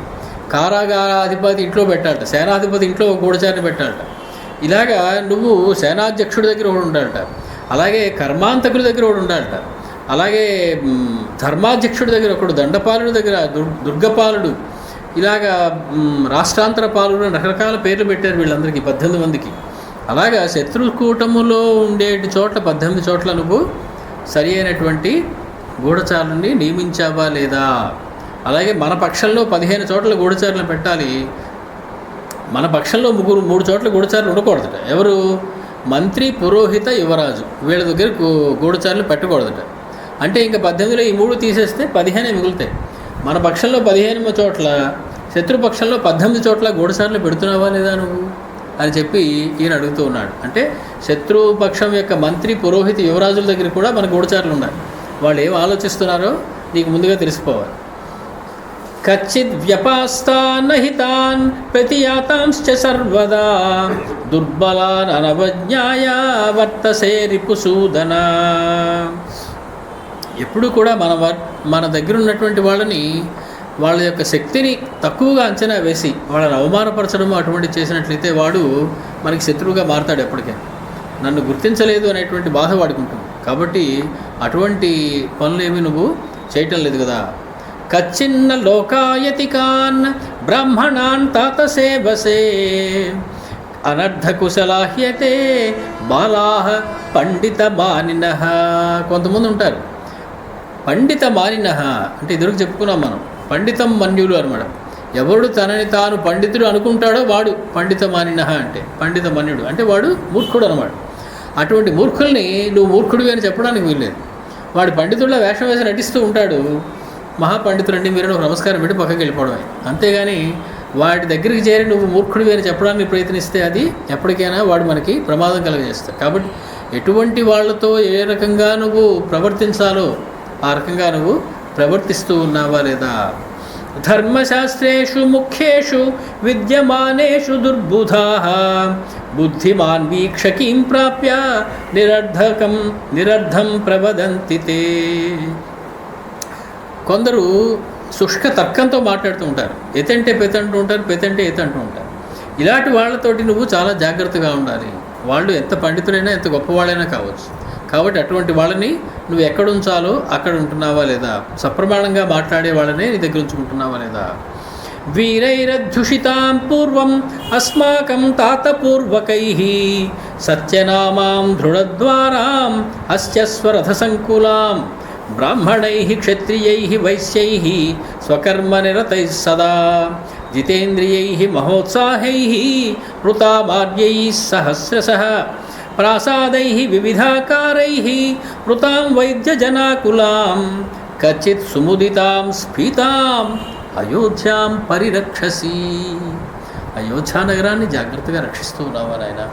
ఎటువంటి అయోధ్య? 3 శ్లోకాల్లో అయోధ్యా నగరానికి విశేషణాలు ఇస్తారు. వీరై అధ్యుషితాం, ఎక్కడ చూసినా వీరులే, వాళ్ళు అంతటి గొప్ప వీరులు ఎక్కడ ఉండరు. పూర్వం అస్మాకం తాత పూర్వకైః, వంశపారంపర్యంగా ఎన్నో తరతరాలుగా వాళ్ళు వీరులుగా ఉండి ఆ అయోధ్య నగరాన్ని రక్షిస్తూ ఆ వీధుల్లో తిరుగుతూ ఉంటారు వాళ్ళు. సత్యనామాం అంటే సార్థక నామధేయమైనటువంటి అయోధ్య. అయోధ్య అనేటువంటి మాటకి ఎదురు చెప్పుకున్నా మన అర్థం యోద్ధుం నశక్య అయోధ్య, యుద్ధం చేసి దాన్ని గెలవడం ఎవరి వల్ల కాదు. కాబట్టి దానికి అయోధ్య అనేటువంటి పేరు పెట్టారు. అది సార్థక నామధేయమై ఉంటుంది కదా. అంటే అది ఎవరు శత్రురాజులు ఎవరు దాన్ని దగ్గరికి రాకుండా ఉన్నారు కదా. ఎందుకని? దృఢద్వారాం, దానికి ఉన్నటువంటి ద్వారములన్నీ దృఢమై ఉన్నాయి కదా. అస్థి అశ్వరథ సంకులాం, ఎక్కడ చూసినా కూడా ఏనుగులు, గుర్రములు, రథములు తిరుగుతూ ఉంటాయి ఆ నగరం అంతా కూడా. బ్రాహ్మణై క్షత్రియై వైశ్యై స్వకర్మ నిరతై సదా, అందులో అన్ని వర్ణముల వారు కూడా స్వకర్మ నిరతై, ఎవరి కర్మను వాళ్ళు చేసుకుంటూ. బ్రాహ్మణుని వాడు వెళ్ళి వ్యాపారం చేయడం ఉండదు, అలాగే వ్యాపారం చేసేవాడు వచ్చి యజ్ఞయాగాదులు చేయడం ఉండదు. ఎవరు చేసేటువంటి పని వాళ్ళు చేసుకుంటూ ఉన్నారా లేదా? జితేంద్రియై, జితేంద్రులై తిరుగుతూ ఉంటారు అక్కడ. మహోత్సాహై వృతామార్యై సహస్రశః, చాలా పండితులైనటువంటి వాళ్ళు, పెద్దవాళ్ళు తిరుగుతూ ఉండేటువంటి నగరం అది. ప్రాసాదై వివిధాకారై, పెద్ద పెద్ద మల్టీ స్టోరీ బిల్డింగ్స్ అవన్నీ కూడా ఉన్నటువంటి దాని అంటే స్కై లైన్ అంటారు ఆ సిటీకి. అటువంటివన్నీ కలిగి ఉన్నటువంటి అద్భుతమైనటువంటి మేడలతో హర్మ్యాములతో ఉన్నటువంటి అయోధ్యానగరం అది. మృతాం వైద్య జనాకులాం, వైద్యుడు అంటే ఇదివరకు చెప్పుకున్నట్టు జ్ఞానులతోటి నిండినటువంటి, కచ్చిత్ సుముదితాం స్ఫీతాం, చాలా సంతోషంతో, స్ఫీతాం అంటే సమృద్ధిగా ఉండేటువంటి అయోధ్యాం కచ్చిత్ పరిరక్షసి, అటువంటి అయోధ్యని నువ్వు జాగ్రత్తగా రక్షిస్తున్నావా నాన్న. కచ్చిత్ చైత్యశతైర్దుష్ట సువినిష్ట జనాకులః దేవస్థానైః ప్రపాభిశ్చ తటాకైశ్చోపశోభితః. మన జనపదాల గురించి చెప్తూ ఉన్నాడు. జనపదములు అంటే అయోధ్య యొక్క సబర్బ్స్. అవి ఎలా ఉండాలిట, ఎలా ఉన్నాయి ఇప్పుడు. చైత్యశతైః దుష్ట సువినిష్ట జనాకుల, ఎక్కడికక్కడ యజ్ఞాలు చేయడానికి వీలైనటువంటి యజ్ఞ వేదికలు అవి కట్టబడినటువంటి జనాకులం జనులతో నిండి ఉన్నటువంటి ఆ ప్రదేశాల్లో దేవస్థానై, అనేకమైనటువంటి దేవాలయాలు, నువ్వు వాటిని జాగ్రత్తగా పరిరక్షిస్తున్నావా లేదా. అంతేగాని ఏ పుష్కరమో వచ్చిందని చెప్పి ఒక 20 దేవాలయాలు నువ్వు పడగొట్టేయటం లేదు కదా అధర్మంగా. కాబట్టి దేవాలయాల్ని నువ్వు జాగ్రత్తగా చూస్తున్నావా లేదా. ప్రహుష్ట నరనారీకః సమాజోత్సవశోభితః సుకృష్ట సీమా పశుమాన్ హింసాభిపరివర్జితః. చాలా సంతోషంతో ఉండేటువంటి నారీలు అంటే స్త్రీలు పురుషులు కూడా తిరిగేటువంటి సమాజోత్సవ శోభిత, సమాజోత్సవములు అంటే సామూహికంగా చేసుకునేటువంటి ఉత్సవములు, యజ్ఞములు, యాగములు, పండుగలు, వ్రతములు మొదలైనటువంటివి అవన్నీ జరుగుతూ ఉండేటువంటి సుకృష్ట సీమా పశుమాన్, అనేకమైనటువంటి పశువులు కలిగి ఉన్నటువంటి, హింసాభిపరివర్జిత, ఎక్కడా కూడా పశువులని వధించడం అనేటువంటిది కనపడనటువంటి ప్రదేశం. అదేవ మాతృకో రమ్య శ్వాపదై పరివర్జిత. అదేవమాతృక, దేవమాతృక భూమి అంటే కేవలం వర్షాధారం మీద ఆధారపడి చేసేటువంటి సేద్యం కలిగినటువంటి భూమిని దేవమాతృకలు అంటారు. అలా కాకుండా అదేవమాతృకట ఆ అయోధ్య అంతా. అంటే ఎక్కడికక్కడ డ్యామ్స్ కట్టారు, ఎక్కడికక్కడ కాలువలు కట్టారు. ఇరిగేషన్ డిపార్ట్మెంట్ అంతా కూడా చక్కగా పనిచేసి వాటికి తగినటువంటి నీటి సరఫరాని అందజేస్తూ ఉన్నది పంటలకి, పొలాలకి అన్నిటికీ కూడా. కాబట్టి అదేవమాతృక అంటున్నాడు ఆయన్ని. దానికే మొదటి పేరు నదీమాతృక. నదీమాతృక అన్న అదేవ మాతృక అన్న ఒకటే. దేవమాతృక అంటే మాత్రం కేవలం దైవం మీద ఆధారపడి చేసేటువంటి వర్షం మీద ఆధారపడి చేసేటువంటి వ్యవసాయం. అటువంటి భూములన్నీ కూడా ఉన్నటువంటి పరిత్యక్తో భయై సర్వై ఖనిభిశ్చోపశోభిత, ఎవ్వరికి కూడా ఎటువంటి భయం లేకుండా హాయిగా తలుపులు కూడా తాళాలు వేసుకోకుండా నిద్రపోయేటువంటి ఇళ్ళు ఉన్నటువంటి, వివర్జితో నరై పాపై మమ పూర్వై సురక్షిత, ఎటువంటి పాపాత్ములు లేనటువంటి మన పూర్వుల చేత బాగా రక్షించబడినటువంటి, కచ్చిత్ జనపద స్ఫీత సుఖం వసతి రాఘవ, అటువంటి జనపదాలు, అటువంటి సబర్బ్స్, అటువంటి విలేజెస్ అవన్నీ కూడా సుఖంగా ఉన్నాయి కదా ఓ భర్త. కచ్చిత్తే దైతా సర్వే కృషి గోరక్షజీవినః వార్తాయాం సంసితస్తాత లోకో హి సుఖమేధతే. నీ చుట్టూ ఉన్నటువంటి నీ స్నేహితులు లాంటి వాళ్ళందరూ కూడా కృషి గోరక్ష జీవన, వ్యవసాయమందు కూడా గోవుల్ని రక్షించడం మందు కూడా వాళ్ళు అభిరుచి కలిగి ఉన్నటువంటి వాళ్ళే ఉండి, వాణిజ్యము అటువంటి విషయాల్లో బాగా ఉన్నటువంటి వాళ్ళే ఉండి వాళ్ళందరూ కూడా చక్కగా సుఖాన్ని పొందుతూ ఉన్నారా లేదా. అంటే సర్వవర్ణములు వాళ్ళు వాళ్ళ కార్యక్రమాలు చేస్తూ సుఖంగా ఉన్నారా లేదా. తేషాంగుప్తి పరిహారై కచ్చిత్తే భరణం కృతం రక్ష్యాహి రాజ్ఞా ధర్మేణ సర్వే విషయవాసినః. రాత్రి పగలు కాపలా కాసేటువంటి నగరాన్ని రక్షించేటువంటి నైట్ వాచ్మెన్ ఎవరైతే ఉన్నారో వాళ్ళందరికీ జాగ్రత్తగా జీతాలు ఇస్తూ ఉన్నావా, వాళ్ళందరికీ కూడా ఇవ్వవలసినటువంటివన్నీ ముట్ట చెబుతూ ఉన్నావా. కచ్చిత్ శ్రియః స్వాంతయసి కచ్చిత్తాశ్చ సురక్షితాః కచ్చిన్న శ్రద్ధదాస్యాసాం కచ్చిత్ గుహ్యం న భాషసే. స్త్రీలతోటి ఎలా మెలుగుతూ ఉన్నావు, స్త్రీలందరినీ జాగ్రత్తగా గౌరవిస్తూ ఉన్నావా. నీ దేశంలో స్త్రీలందరూ సురక్షితులై ఉన్నారా, లేదా 2 నిమిషాలకు ఒక రేపు జరుగుతూ ఉన్నదా మన దేశంలో. ఇదివరకు ఆ అయోధ్య నగరం గురించి అడుగుతూ ఉన్నాడు రామచంద్రమూర్తి. స్త్రీలందరూ అక్కడ సురక్షితంగా ఉన్నారా లేదా. కచ్చిన్న శ్రద్ధదాసి ఆసాం కచ్చిత్ గుహ్యం న భాషసే. వాళ్ళందరినీ శ్రద్ధగా చూస్తున్నావా లేదా? రహస్యాలు ఏవి వాళ్ళతో పంచుకోవటం లేదు కదా. ఆడవాళ్ళ నోట్లో ఆవగింజైనా దాగదు అనేటువంటి సామెత ఒకటి ఉన్నది మనం. అలాగే వాళ్ళకి అన్నీ చెప్పకూడనివి కొన్ని ఉంటాయి, చెప్పవలసినవి కొన్ని ఉంటాయి. ఆ రకంగా నువ్వు వాళ్ళతో మెలుగుతున్నావా లేదా? కచ్చిన్ నాగవనం గుప్తం. నాగవనం అని ఒకటి ఉంది, అక్కడ ఏనుగుల్ని పెంచుతారు. ఏనుగులు పిల్లల్ని పెట్టి పెద్దవి చేసి వాటికి వ్యాయామం అది చేయించి తరఫీదు చేయించి యుద్ధ ఏనుగులుగా తయారు చేస్తారు. అటువంటి నాగవనాన్ని కచ్చిన్ నాగవనం గుప్తం, నువ్వు జాగ్రత్తగా దాన్ని రక్షిస్తూ ఉన్నావా నాగవనాన్ని? కచ్చిత్తే సంతి ధేనుకాహ, మంచి ఆవులవి నువ్వు పెంచి చక్కటి ఆవుల్ని దేశవాళీ ఆవులన్నీ తెచ్చి వాటిని బాగా పోషిస్తూ ఉన్నావా? కచ్చిన్న గణికాశ్వానాం కుంజరాణాం చతృభ్యసి. అశ్వములు అలాగే గణికాహ అంటే కరిణ్య, ఆడ ఏనుగుల్ని గణికాహ అంటారు. కాబట్టి ఆడ ఏనుగులు ఎక్కువ ఉంటే సంతానం, ఇంకా ఏనుగుల సంతానం వృద్ధి పొందేటువంటి అవకాశం ఉంటుంది. ఎప్పుడైతే ఒక జాతి మనకి కనపడకుండా పోతుందో, ఇప్పుడు పులులు కనపడటం లేదు, అలాగే కొన్నాళ్ళకి ఏనుగులు కూడా కనపడవు బహుశా.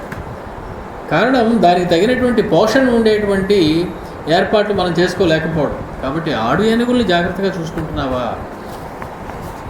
కచ్చిత్ దర్శయసే నిత్యం మనుష్యాణం విభూషితం.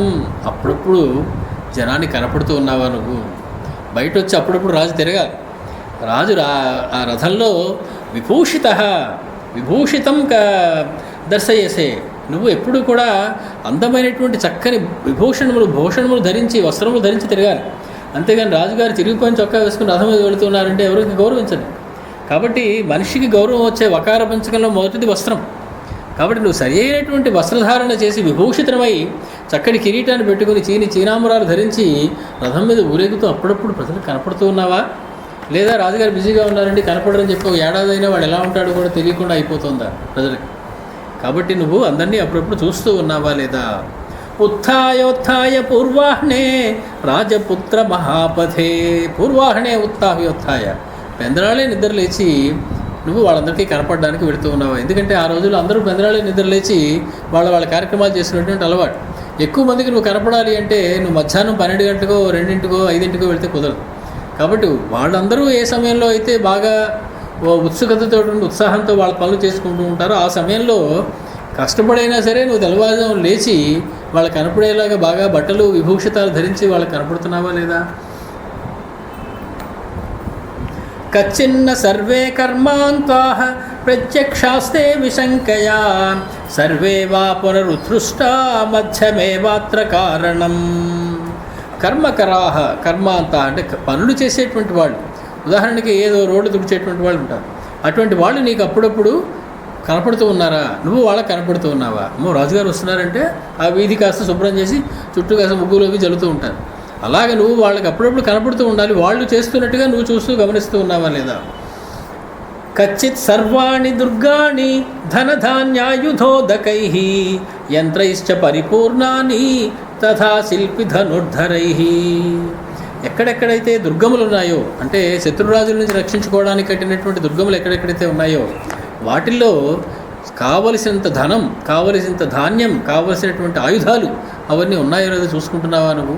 అప్పుడప్పుడు కొన్ని ఆయుధాలు పాతబడిపోతాయి. పేల్చిన పేలాన తుపాకీ తుప్పట్టిపోయింది ఒకటి ఉంటుంది, అది తీసేసి కొత్త తుపాకీ పెట్టుకుంటున్నావు నువ్వు అక్కడ. నిజంగా శత్రురాజులు వచ్చినప్పుడు పేలిస్తే పేలాన తుపాకీ ఉంటే ఉపయోగం లేదు.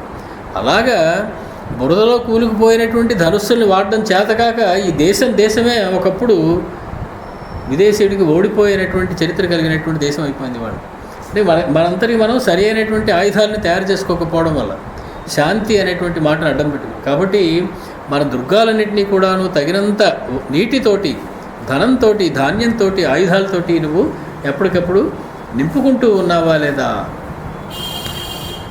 ఆయస్తే విపుల కచ్చిదల్పతరో వ్యయ అపాత్రేషు నతే కచ్చిత్ కోసో గచ్చతి రాఘవ.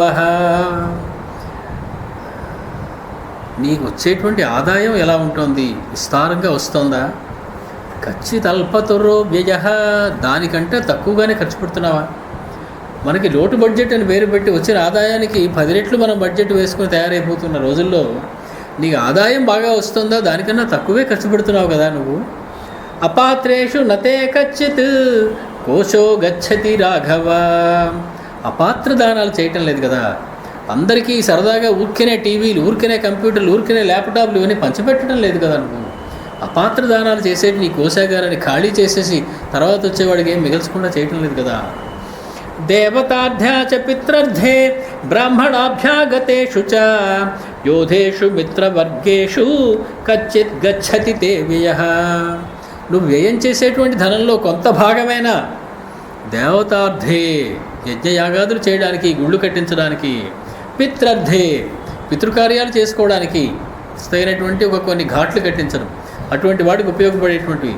బ్రాహ్మణుల కోసం అభ్యాగతేషు ధనము లేని వారి కోసం, యోధేషు అంటే యుద్ధంలో చేసి ఎక్స్ సోల్జర్స్ అనమాట, వార్ వెటరన్స్ అంటారు వాళ్ళు, అటువంటి వాళ్ళని యోధుల కోసం. మిత్రవర్గేషు కచ్చిత్ గచ్చతి తే వ్యయ. కొంత వ్యయాన్ని నువ్వు వాళ్ళకి ఇస్తున్నావా లేదా, ఖర్చు పెడుతున్నావా లేదా. కచ్చిదార్యో విశుద్ధాత్మ క్షారితశ్చోరకర్మణ అపృష్ట శాస్త్రకుశలై న లోభాద్వజ్జతే శుచి. ఎప్పుడైనా ఒకడు దొంగతనం చేసి రెడ్ హ్యాండెడ్గా పట్టుబడిపోతే వాడికి ఎంతటి శిక్ష వేయాలో నువ్వు జాగ్రత్తగా కుశలుడైనటువంటి ప్రజ్ఞ కలిగినటువంటి వాళ్ళతో సంప్రదించి దానికి ఎంత శిక్ష వేయాలో అంతే వేస్తున్నావా, లేదా వాడు దొరికిపోయాడు కదా ఇప్పుడే పగ తీర్చుకోవాలని చెప్పి వాడిని మరణశిక్ష విధించేటువంటి శిక్షలు విధిస్తున్నావా? అంటే శిక్ష చేసిన దానికి సరిపడినటువంటి నువ్వు శిక్ష వేస్తున్నావా లేదా, అపరాధానికి సరిపడినటువంటి శిక్ష వేస్తున్నావా, అంతకంటే ఎక్కువ శిక్ష వేసేస్తున్నావా, అది నువ్వు జాగ్రత్తగా చూసుకుంటున్నావా లేదా. గృహీతశ్చైవ పృష్టశ్చ కాలే దృష్టః సకారణః కచ్చిన్న ముచ్యతే చోరో ధనలోభాన్నరర్షభ. ఒక్కోసారి దొరికిపోయి అతన్ని న్యాయశాలలో పెట్టినప్పటికీ కూడా ధనలోభాత్, అక్కడ న్యాయాన్ని నిర్ణయించేటువంటి వాళ్ళు లంచాలు తీసుకుని వాడిని వదిలిపెట్టేయడం లేదు కదా. ఎక్కడో నువ్వు అడవిలో చంపకూడనటువంటి జంతువుని ఏదో చంపుతావు, చాలా రోజులు నడుస్తుంది న్యాయశాలలో, నువ్వేమీ తప్పు చేయలేదు అని చెప్పి న్యాయశాల మనకి తీర్పునిస్తావు.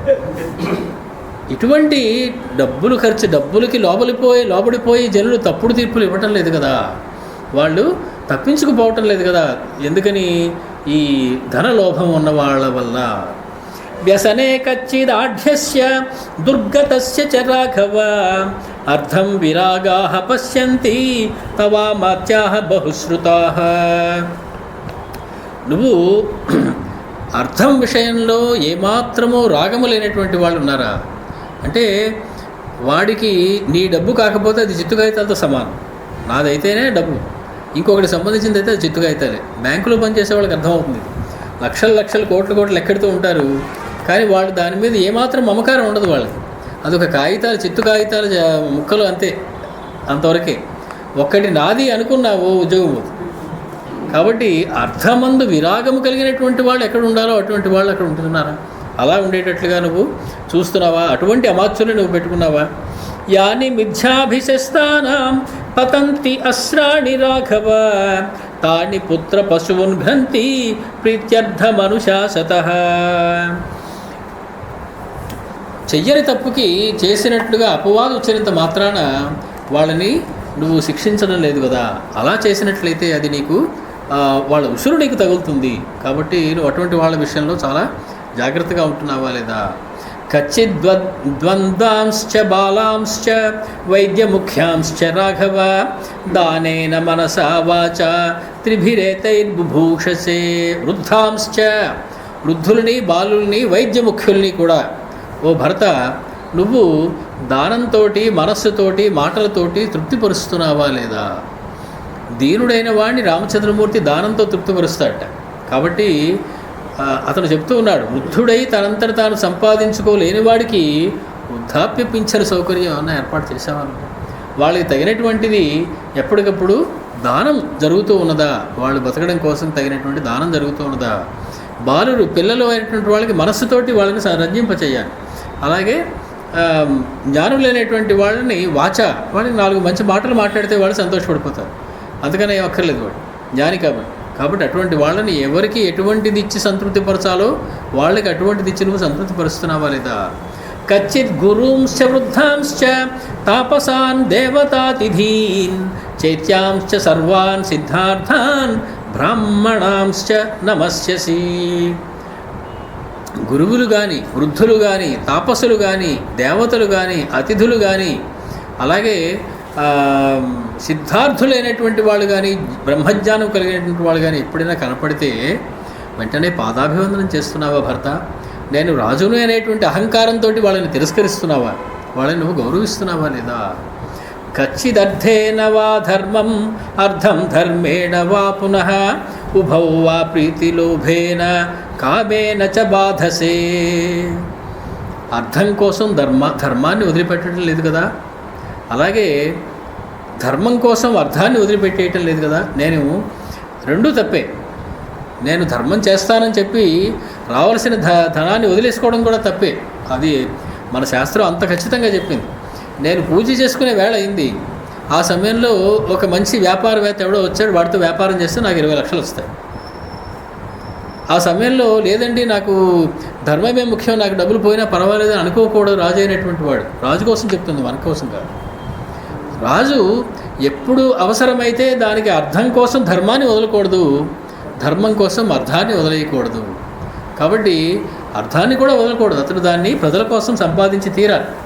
కాబట్టి నువ్వు తర్వాత నేను పూజ చేసుకుంటానంటే కుదరదు. ముందు వాడి పని చూసి ఆ డబ్బులు తీసేసుకుని తర్వాత నీ పూజ చేసుకోవాల్సి ఉంటుంది. ఎందుకని?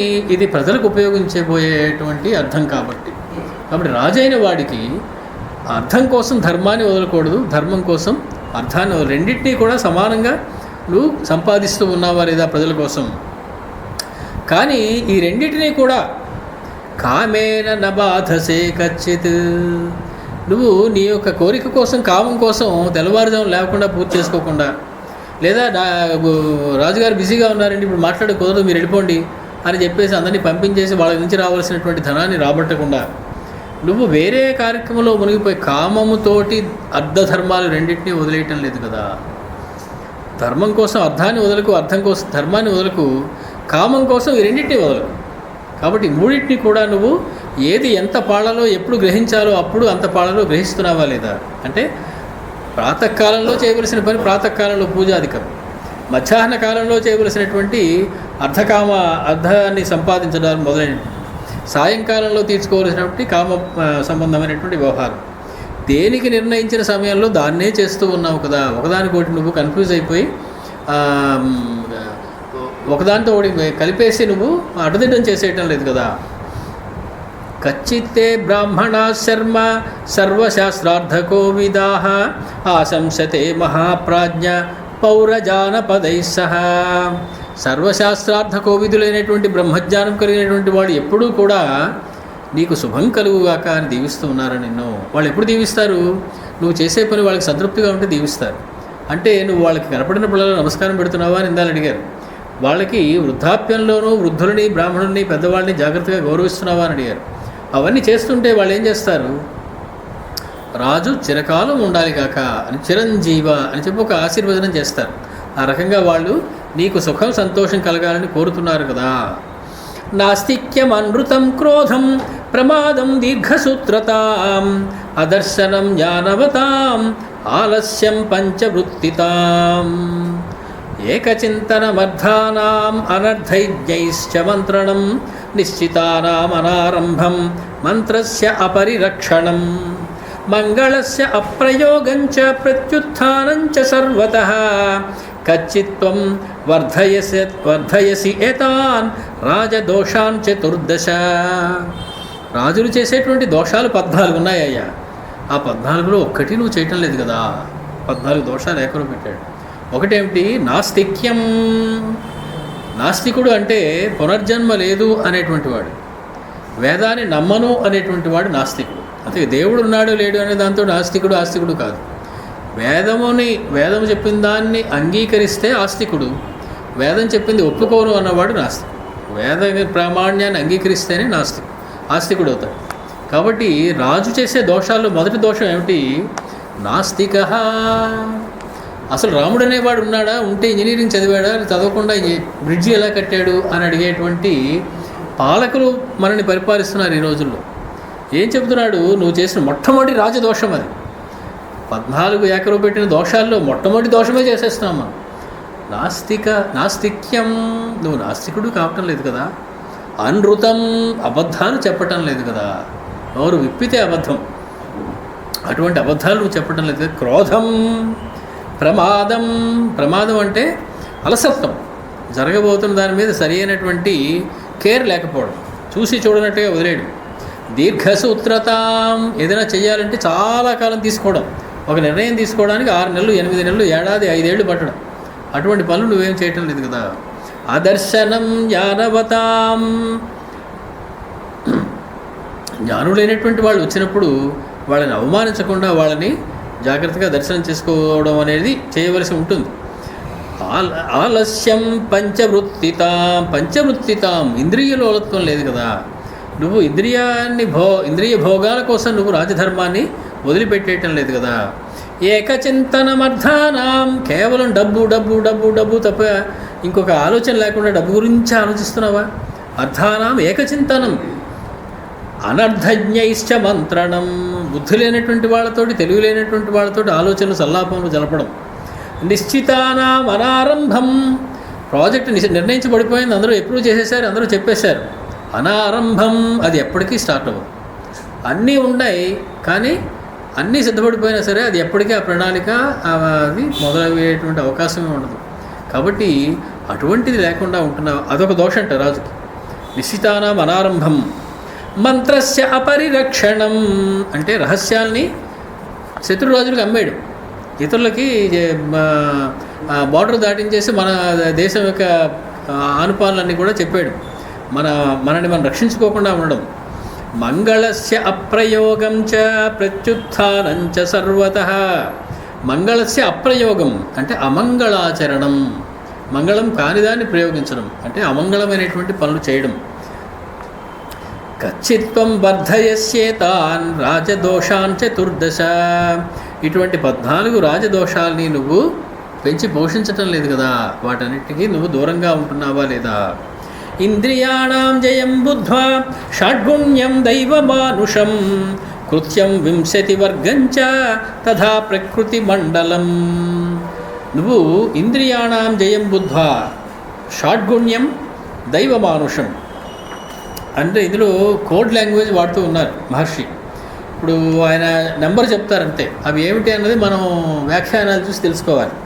ఆయన 10 పంచ చతుర్వర్గాన్ 7 వర్గంచ తత్వతః 8 వర్గం 3 వర్గంచ విద్యా 3 రాఘవ. నువ్వు 3 విద్యల్ని జాగ్రత్తగా నేర్చుకున్నావా, 3 వర్గాన్ని పాటిస్తూ ఉన్నావా, 8 వర్గాన్ని జాగ్రత్తగా చూస్తున్నావా, 7 వర్గాన్ని జాగ్రత్తగా చూస్తున్నావా, చతుర్వర్గాన్ని జాగ్రత్తగా చూసుకుంటున్నావా, పంచవర్గాన్ని జాగ్రత్తగా చూస్తున్నావా, 10 వర్గాన్ని జాగ్రత్తగా చూస్తున్నావా అని కోడ్ లాంగ్వేజ్లో మాట్లాడుతున్నారు రామచంద్రమూర్తి. ఆ 10 వర్గం అంటే ఏమిటి, పంచవర్గం అంటే ఏమిటి, సప్తవర్గం అంటే ఏమిటి, ఒక్కొక్క దానిలో కొన్ని పాయింట్లు ఉంటాయి. ఇవన్నీ కలిపితే 10 వర్గం, ఇవన్నీ కలిపితే పంచవర్గం అని అత్యద్భుతంగా రాసేశారు, మనకి వ్యాఖ్యానం కాదు. కాబట్టి అవన్నీ చూస్తే మనకి తెలుస్తుంది. ఇవి మాట్లాడితే భరతుడికి అర్థమవుతాం. అంటే ఏమిటి, వీళ్ళిద్దరూ రాజులు అవ్వవలసినటువంటి శిక్షణ పూర్తిగా పొందారు అని అర్థం. ఉదాహరణకు చూడండి, 10 వర్గం నువ్వు బాగా చూసుకుంటున్నావా అని అడిగారు. 10 వర్గం అంటే ఏంటి, మృగయా అక్షో దివా స్వాపః పరివాద స్త్రియో మదః తౌర్యత్రికం వృధాట్యాచ కామజో దశకో గణః. ఇప్పుడు అవసరం లేనప్పుడు వేటాడడం, అలాగే అవసరం లేనప్పుడు జోదం ఆడడం, పగటిపూట నిద్రపోవడం, అలాగే చాడీలు చెప్పడం, స్త్రీల విషయంలో మదించి ఉండడం, అలాగే నృత్య గీత వాద్యాధికములతో 24 గంటలు కాలం గడిపేయడం, అలాగే వృధా పర్యటనం, అక్కర్లేనటువంటి ట్రిప్పులు, ఊరికే వాళ్ళు వస్తారంతే, మొత్తం అన్ని పనులు ఆగిపోతాయి. ఎందుకు వచ్చారు అంటే వారికే తెలియదు, ఏదో కాలక్షేపం కోసం విజిట్, అలాంటి వృధా పర్యటనలు చేయడం, ఇలాంటివన్నీ కూడా 10 వర్గం అని చెప్తారు. ఈ 10 వర్గం విషయంలో జాగ్రత్తగా ఉంటున్నావా అడిగారు రామచంద్ర. అంటే నువ్వు అక్కర్లేనప్పుడు వేటకి వెళ్ళటం లేదు కదా, అక్కర్లేనప్పుడు పర్యటనలు చేయటం లేదు కదా, అక్కర్లేనప్పుడు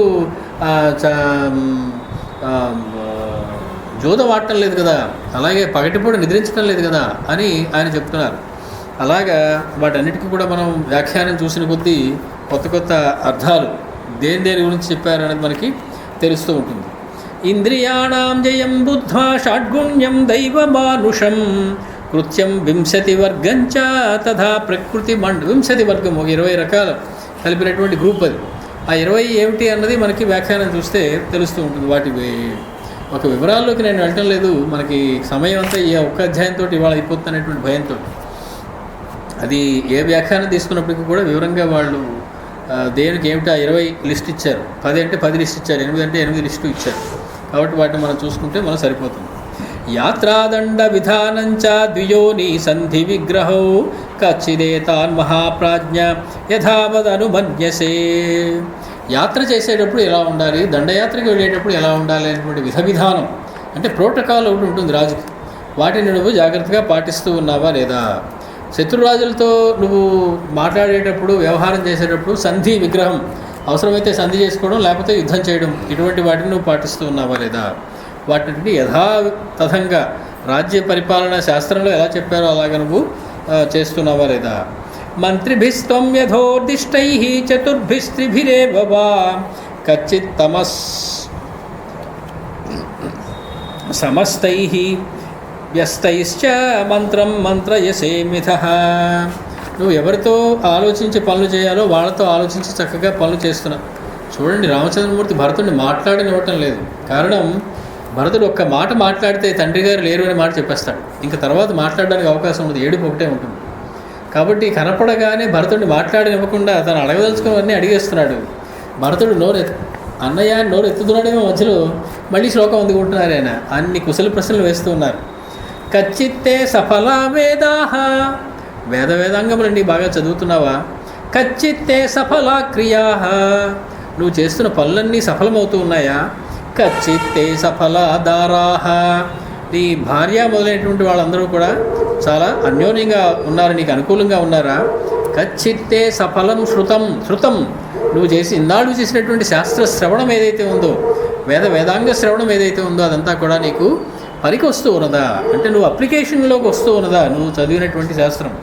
లేకుండా ఉత్తినే శుష్కంగా స్తోత్రాలు శ్లోకాలు వల్లించేస్తూ ఉన్నావా, లేదా నీ జీవితంలో నువ్వు అప్లై చేసుకుంటూ ఉన్నావా లేదా? కచ్చిదేశైవతే బుద్ధి యథోక్త మమ రాఘవ ఆయుష్యాచ యశస్యాచ ధర్మ కామార్థ సంహిత. ఇంతవరకు నేను చెప్పినటువంటి లిస్టు ప్రకారం నేను ఏదేదైతే చెప్పానో నీ బుద్ధి అలాగే ఉంది కదా, దానికి ఏమీ విపరీతంగా లేదు కదా. యా మృత్యుం వర్తతే తాతః యాంచన ప్రియ ప్రకృతా మహాః తా మృత్యుం వర్తసే కచ్చిత్ యాచ సత్పథగా శుభా. ఏ ప్రకారంగా మన పూర్వీకులు అయితే ప్రవర్తించారో నువ్వు ఆ రకంగానే ప్రవర్తిస్తూ ఉన్నావు కదా. భరతుడు కొంచెం కళ్ళు విప్పారాయి. అవును, నేను అలాగే ఉన్నాను. మన పూర్వులందరూ ఎలా ప్రవర్తించారు? తమ పెద్దవాడికే రాజ్యాన్ని ఇచ్చారు. నేను ఇప్పుడు కూడా అలాగే ప్రవర్తించబోతూ ఉన్నాను అని అనుకుని ఉంటాడు భరతుడు. బహుశా మన పెద్దలు తల్లిదండ్రులు వాళ్ళందరూ ఎలా ప్రవర్తించారో నువ్వు అలాగే ప్రవర్తిస్తున్నావు కదా. కచ్చిత్ స్వాదుకృతం భోజ్యం ఏకో నాశ్నాసి రాఘవ కచ్చిదాశంసమానేభ్యో మిత్రేభ్య సంప్రయచ్చసి. చాలా స్వాదు నభుంజీత అంటుంది ఉపనిషత్తు. ఏదైనా మంచి పిండి వంట కానీ పలహారం కానీ చేసుకున్నప్పుడు ఒక్కడు తలుపులు వేసేసుకుని కిటికీ తలుపులు కూడా మూసేసుకుని కూర్చొని తినేయకూడదు. చుట్టుపక్కల ఉన్న వాళ్ళకి తెచ్చి పెట్టాలట. పెట్టి వాళ్ళు తింటూ ఉండగా ఆనందిస్తూ తను తినాలట. అప్పుడు తను తిన్నది బాగా అనుభవానికి వస్తుంది. కాబట్టి నువ్వు ఒక్కడివి భోజ్యం చేసేయటం లేదు కదా. నీతో పాటు కొంతమంది మిత్రులని, స్నేహితుల్ని, నీ మేలు కోరేవారిని చుట్టుపక్కల కూర్చోబెట్టుకుని వాళ్ళకి పెడుతూ తింటున్నావు కదా నువ్వు. రాజాతు ధర్మేణ హి పాలయిత్వా మహామతిర్దండధర ప్రజానాం అవాప్య కృష్ణాం వసుధాం యథావత్ ఇతశ్చుత స్వర్గముపైతి విద్వాన్.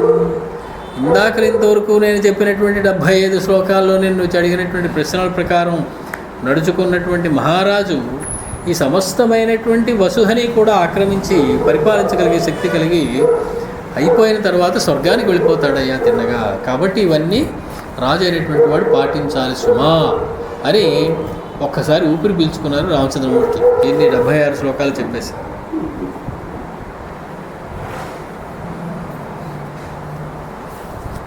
రామస్య వచనం శ్రుత్వా భరతః ప్రత్యువాచః మాట్లాడడానికి ఇప్పటికి అవకాశం దొరికింది భరతుడికి. 76 శ్లోకాలు అయిపోయాయి. ఒక్కసారి ఆయనకి సమాధానం చెప్పడం మొదలెట్టారు. కిమ్మే ధర్మాద్విహీనస్య రాజధర్మ కరిష్యతి. ఏ ధర్మము లేనటువంటి వాడికి నాకు రాజధర్మాల గురించి చెప్తున్నావా రామచంద్ర? ధర్మహీనుణ్ణి నేను, అటువంటి వాడికి రాజధర్మం గురించి మాట్లాడుతున్నావా రామచంద్ర నువ్వు? శాశ్వతోయం సదా ధర్మ స్థితో అస్మాసు నరర్షభ. నాకు తెలిసింది ఒకటే ధర్మం. మన కులంలో, ఇక్ష్వాకు కులంలో, మన వంశంలో, సూర్యవంశంలో ఒకటే ధర్మం ఉంది. ఆ ఒక్క ధర్మమే నాకు తెలుసు. ఏమిటది? జ్యేష్ఠపుత్రే స్థితే రాజన్ నకనీయా నృపో భవేత్. పెద్దవాడు ఉండగా రెండోవాడు రాజ్యాన్ని స్వీకరించడం అనేది ఇంతవరకు చూడని ధర్మం. నాకు తెలిసిన ధర్మం ఒకటే. ఆ ధర్మం గురించి మాట్లాడటం లేదు నువ్వు. అక్కర్లేని ధర్మాలన్నీ 76 ఎకరం పెట్టావు రామచంద్ర. పెద్దవాడు ఇంటికి పెద్దవాడు పెద్ద కొడుకుకి రాజ్యం ఇవ్వడమే ధర్మం అయ్యా. ఆ ధర్మం గురించి మాట్లాడేమిటి నువ్వు? అసలు వదిలేసి తక్కిన ధర్మాలన్నీ మాట్లాడుతున్నావేమిటి? నేను ఏదైనా ధర్మం గురించి మాట్లాడితేనేమో నీకు భయమా? నన్ను మాట్లాడినవటం లేదు ధర్మం గురించి. నీవు చెప్పిందే ధర్మం అని నా చేతి వినేలా చేస్తున్నావు రాజధర్మాలు చెప్తూ. కానీ నాకు తెలిసింది ఇక్ష్వాకు ధర్మం ఒకటే. తన తర్వాత తన పెద్ద కుమారుడే రాజు కావాలి అనేదే ధర్మం. స సమృద్ధాం మయా సార్ధం అయోధ్యాం గచ్చ రాఘవ. లే రాఘవ, అయోధ్యాం గచ్చ, నాతో పాటు అయోధ్యకు వచ్చేసే నాయన. అభిషేచయ చాత్మానం కులస్యాస్య భవాయ నః భవాయ భద్రాయ. ఈ కులం భద్రం కోసం, ఈ రాజ్యం భద్రం కోసం, ఈ ప్రజల భద్రం కోసం నువ్వు నాతో వచ్చేసాయి. మయా సార్ధం అయోధ్యాం గచ్చ రాఘవ. నాతో రా నాయన, అయోధ్యకు వచ్చేసాయి. ఈ మాటలన్నీ మనం అక్కడ మాట్లాడుకుందాం తర్వాత. రాజానం మానుషం ప్రాహు దేవత్వే సమతో మమ. ప్రజలందరూ ఏమంటారు రాజును చూసి? అతను కూడా మనలాంటి మనిషే అనుకుంటారు. కానీ నేను అలా అనుకోను రాజుని. సాక్షాత్తు పరమాత్మ అని అనుకుంటాను నిన్ను చూసి. కాబట్టి నువ్వు మనిషి అని నేను అనుకోవటం లేదు. నువ్వు నిజంగా రాజు అయితే రాముడే కనుక రాజ్యం చేసినట్లేదు, రాముడు కూడా ఒక మనుషుడే అని కొందరు జనులు అనుకుంటే అనుకోవచ్చు. నేను మాత్రం నువ్వు దేవుడివి అనుకుంటాను. యస్య ధర్మార్థ సహితం వృత్తమాహురమానుషం. నిన్ను చూసి రాముడు మనుషుడే కానీ దేవుళ్ళ కనిపిస్తున్నాడు అనుకుంటారు మనుషులు నీ ప్రవర్తన చూసి. కానీ నేనేమనుకుంటాను, రాముడు దేవుడు మనుష్యుళ్ళ కనిపిస్తున్నాడు ఏమిటి అని ఆశ్చర్యపోతాను. ఇది తక్కిన జనానికి భరతుడికి ఉన్నటువంటి తేడా. ఆయన చెబుతున్నాడు, నువ్వు సాక్షాత్తు పరమాత్మవి, నువ్వు మనుషుడని నేను అనుకోవటం లేదు సుమా. కేకయస్థే చ మయి తు త్వయి చారణ్యమాశ్రితే దివమార్యోగతో రాజా యాయుజూక సతాం మతః. ఒక విస్ఫోటనం కలిగించేటువంటి మాట ఒకటి మాట్లాడుతూ ఉన్నాడు రాముడు. నిర్ఘాతపోయేటువంటి మాట. కేకయస్థే మయితూ, నేను కేకయ రాజ్యాలకు వెళ్ళిపోయానే మేనమావ గారింటికి. త్వయిచారణ్యమాశ్రితే, నువ్వు అరణ్యానికి వచ్చేసి ఉన్నావే. ఏమైంది అనుకుంటున్నావు అన్నయ్య? ఆర్య దివం గత. నాన్నగారు వెళ్ళిపోయారయ్యా, నాన్నగారు మరణించారు. రాజా యాయుజూక సతామత. యాయుజూక అంటే యజ్ఞాలు చేసేటువంటి వాడు, యజ్ఞాశీల, అనేకమైనటువంటి యజ్ఞాలు చేసినటువంటి సమస్తమైనటువంటి సత్పురుషుల చేత శబాష్ అనిపించుకున్నటువంటి నా తండ్రి గారు, మన తండ్రి గారు దివంగత, ఆయన మరణించారయ్యా. నిష్కాంతమాత్రే భవతి సహ సీతే స లక్ష్మణే దుఃఖ శోకాభిభూతస్తు రాజా త్రిదివమభ్యగాత్. నేను కేకయ్య రాజ్యానికి వెళ్ళానని బెంగ పెట్టుకుని ఏమీ వెళ్ళిపోలేదు నాన్నగారు. దేనికి వెళ్ళిపోయారనుకుంటున్నావు? నిష్క్రాంత మాత్రే భవతి సహ సీతే స లక్ష్మణే. లక్ష్మణుడితోటి సీతతోటి నువ్వు రాజ్యాన్ని వదిలిపెట్టి అరణ్యాలకి వచ్చిన వాడవై ఉండగా దుఃఖ శోకాభిభూతస్తు, దుఃఖం చేత శోకం చేత కొట్టబడిన వాడే రాజా త్రిదివమభ్యగాత్. రాజు త్రిదివానికి వెళ్ళిపోయాడు అంటే స్వర్గానికి వెళ్ళిపోయాడు. ఉత్తిష్ట పురుష వ్యాఘ్ర. లే నాయన లే అన్నయ్య, లే లే లే లే లే లే లే. క్రియతాముదకం పితు, తండ్రికి ప్రేతకార్యం చేయాలి, తండ్రికి పిత్రోదకం ఉదకాన్ని విడిచిపెట్టవలసి ఉంటుంది. అహంచ అయంచ శత్రుఘ్న పూర్వమేవ కృతోదకౌ, ఈ శత్రుఘ్నుడు నేను ఇదివరకే నాన్నగారికి నీళ్లు వదిలిపెట్టాము, నువ్వు కూడా లేచి కాసని నీళ్లు వదిలిపెట్టవలసి ఉంటుంది. ప్రియేణ ఖలు దత్తం హి పితృలోకేషు రాఘవ, అక్షయ్యం భవతీత్యాహు భవాంశ్చైవ పితుః ప్రియుః. ఎవరైనా మరణించినప్పుడు ఆ పిండ ప్రదానం చేసినటువంటి ఉదకం ఇచ్చేటువంటి సమయంలో అతనికి బాగా ఇష్టమైనటువంటి వాళ్ళు ఉదకాన్ని వదిలిపెడితే పితృలోకంలో ఉన్నటువంటి వాళ్ళు సంతోషిస్తారయ్యా. నాన్నగారికి నీకంటే ప్రియమైనటువంటి వాడు ఎవరూ లేరు, కాబట్టి నాన్నగారు ఆ పితృలోకంలో సంతోషించాలి అంటే నువ్వు తండ్రి గారికి కాసిని నీళ్లు వదిలిపెట్టవలసి ఉంటుంది. త్వామేవ శోచన్ తవ దర్శనేప్సు త్వయ్యేవ సక్తాం అనివర్త్య బుద్ధిం, త్వయా విహీనస్తవ శోకరుగ్ణః త్వాం సంస్మరన్ అస్తమిత పితాతే. నీ తండ్రి అస్తమిత మరణించాడు. అదేమిటా, నీ తండ్రి మరణించలేదా? లేదు, నువ్వు నాకు తండ్రివి కాబట్టి నా తండ్రి మరణించాడు నేను అనుకోవట్లా, నీ తండ్రి మరణించాడు అని చెప్పి. అస్తమిత పితాతే, నీ యొక్క తండ్రి అస్తమించాడు.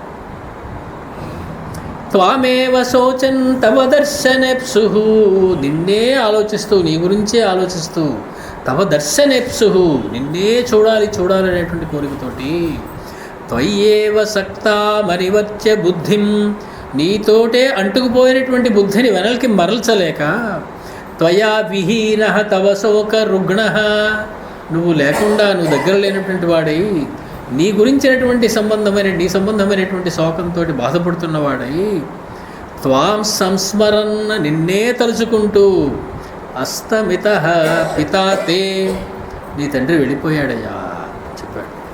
భరతుడు అడిలిపోయాడు. రామచంద్రమూర్తి తాం శ్రుత్వా కరుణాం వాచం పితుః మరణ సంహితాం, రాఘవో భరతేన ఉక్తాం బభూవ గతచేతనః.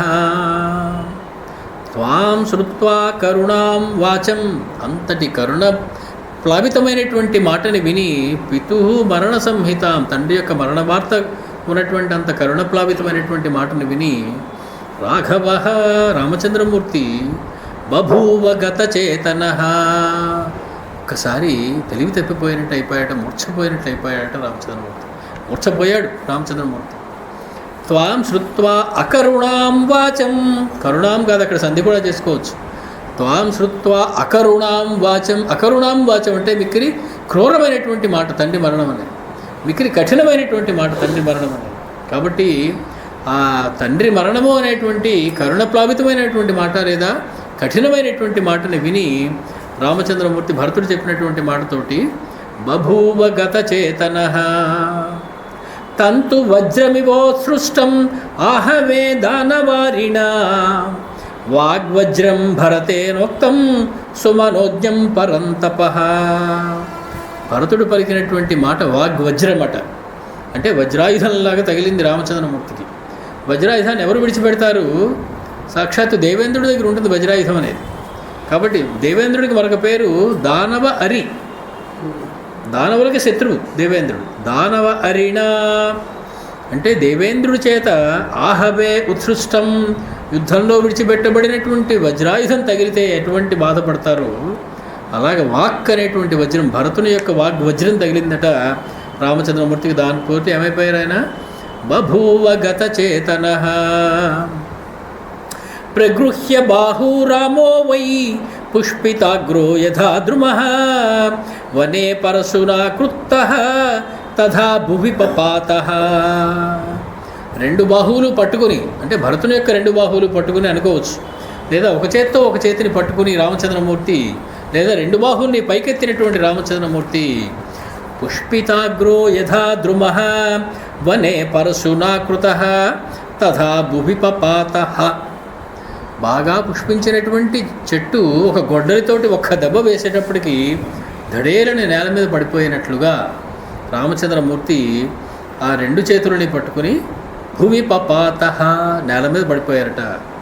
తథా నిపతితం రామం జగత్యాం జగతీపతిం కులఘాత పరిశ్రాంతం ప్రసుప్తమివ కుంజరం.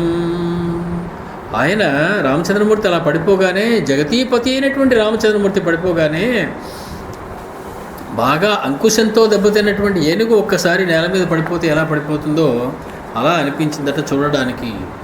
భ్రాతరస్తే మహేశ్వాసం సర్వత శోకకర్షితం రుదంతః సహ వైదేహ్య శిశిచు సలిలేన వై. వెంటనే లక్ష్మణ భరత శత్రుఘ్నులు ముగ్గురు ముగిపోయారు. సీతాదేవి దగ్గరకు వచ్చేసింది. అందరూ కలిపి చల్లని నీళ్లు తీసుకొచ్చి రాముని ముఖం మీద చిలకరించారట ఆ మూర్ఛ నుండి తేరుకోవడానికి.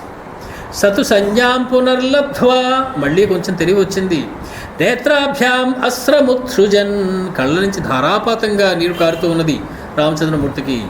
ఉపాక్రామత కాస్కృత్స కృపణం బహుభాషితం. ఆయన మళ్ళీ తన యొక్క తెలివిని తాను కొంచెం పొంది మాట్లాడడానికి సిద్ధపడుతూ ఉన్నారు.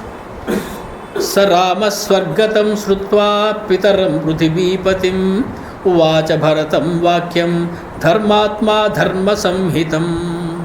తండ్రి యొక్క మరణ వార్తను వినేటువంటి రామచంద్రమూర్తి భరతుడితోటి ధర్మసహితమైనటువంటి మాటను మాట్లాడుతూ ఉన్నాడు. అతడు ధర్మాత్ముడు కాబట్టి. కింకరిష్యామి అయోధ్యాయాం, నేను ఇప్పుడు అయోధ్యకి వచ్చి మాత్రం ఏం చేస్తానయ్యా, నువ్వు అయోధ్యకి రా నాతో అన్నాడు కదా.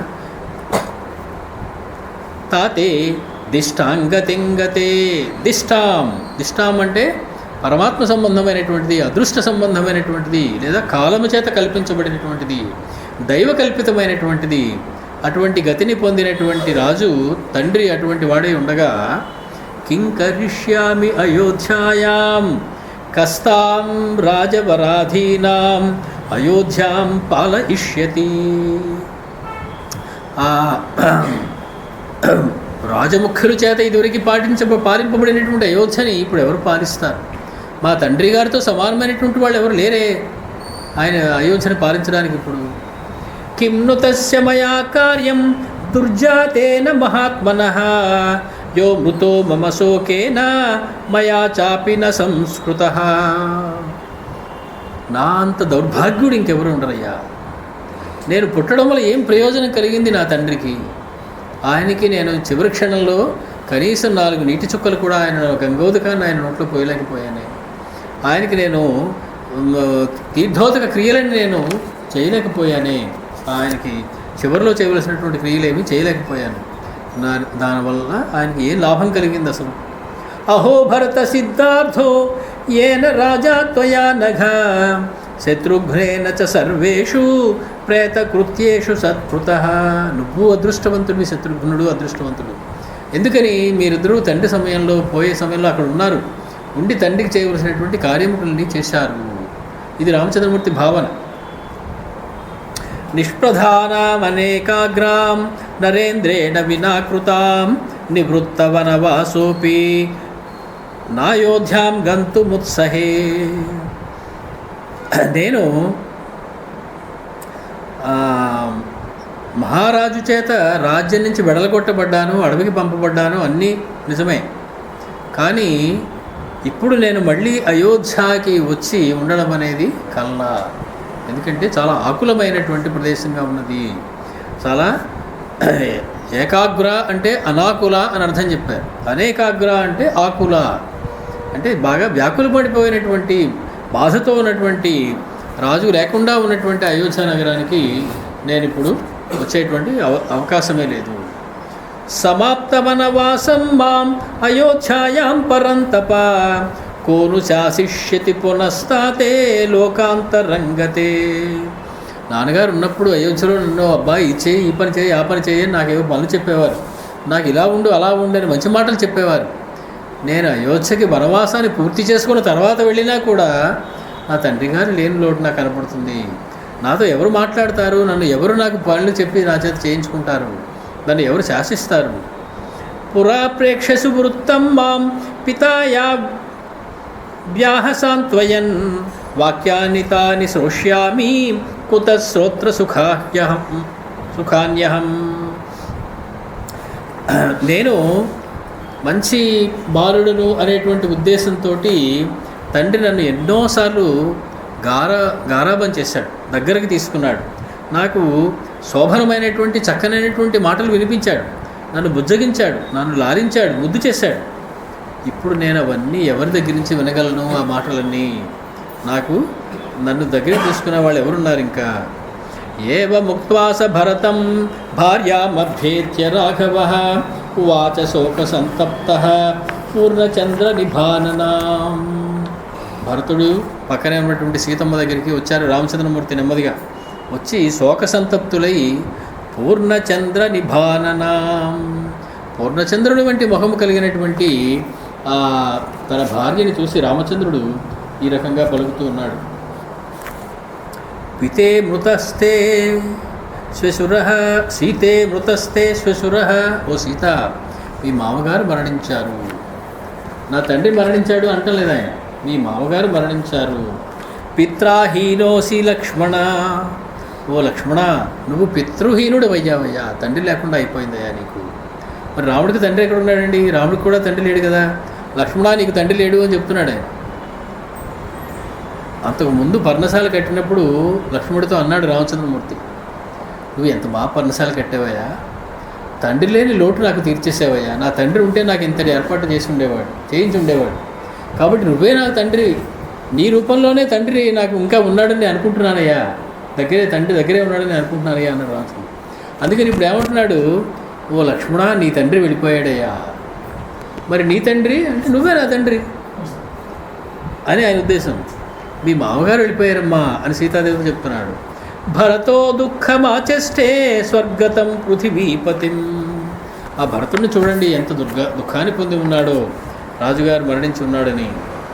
తతో బహుగుణం తేషాం బాష్పో నేత్రేష్వజాయత తథా బ్రువతి కాకుత్సే కుమారాణం యశస్వినాం.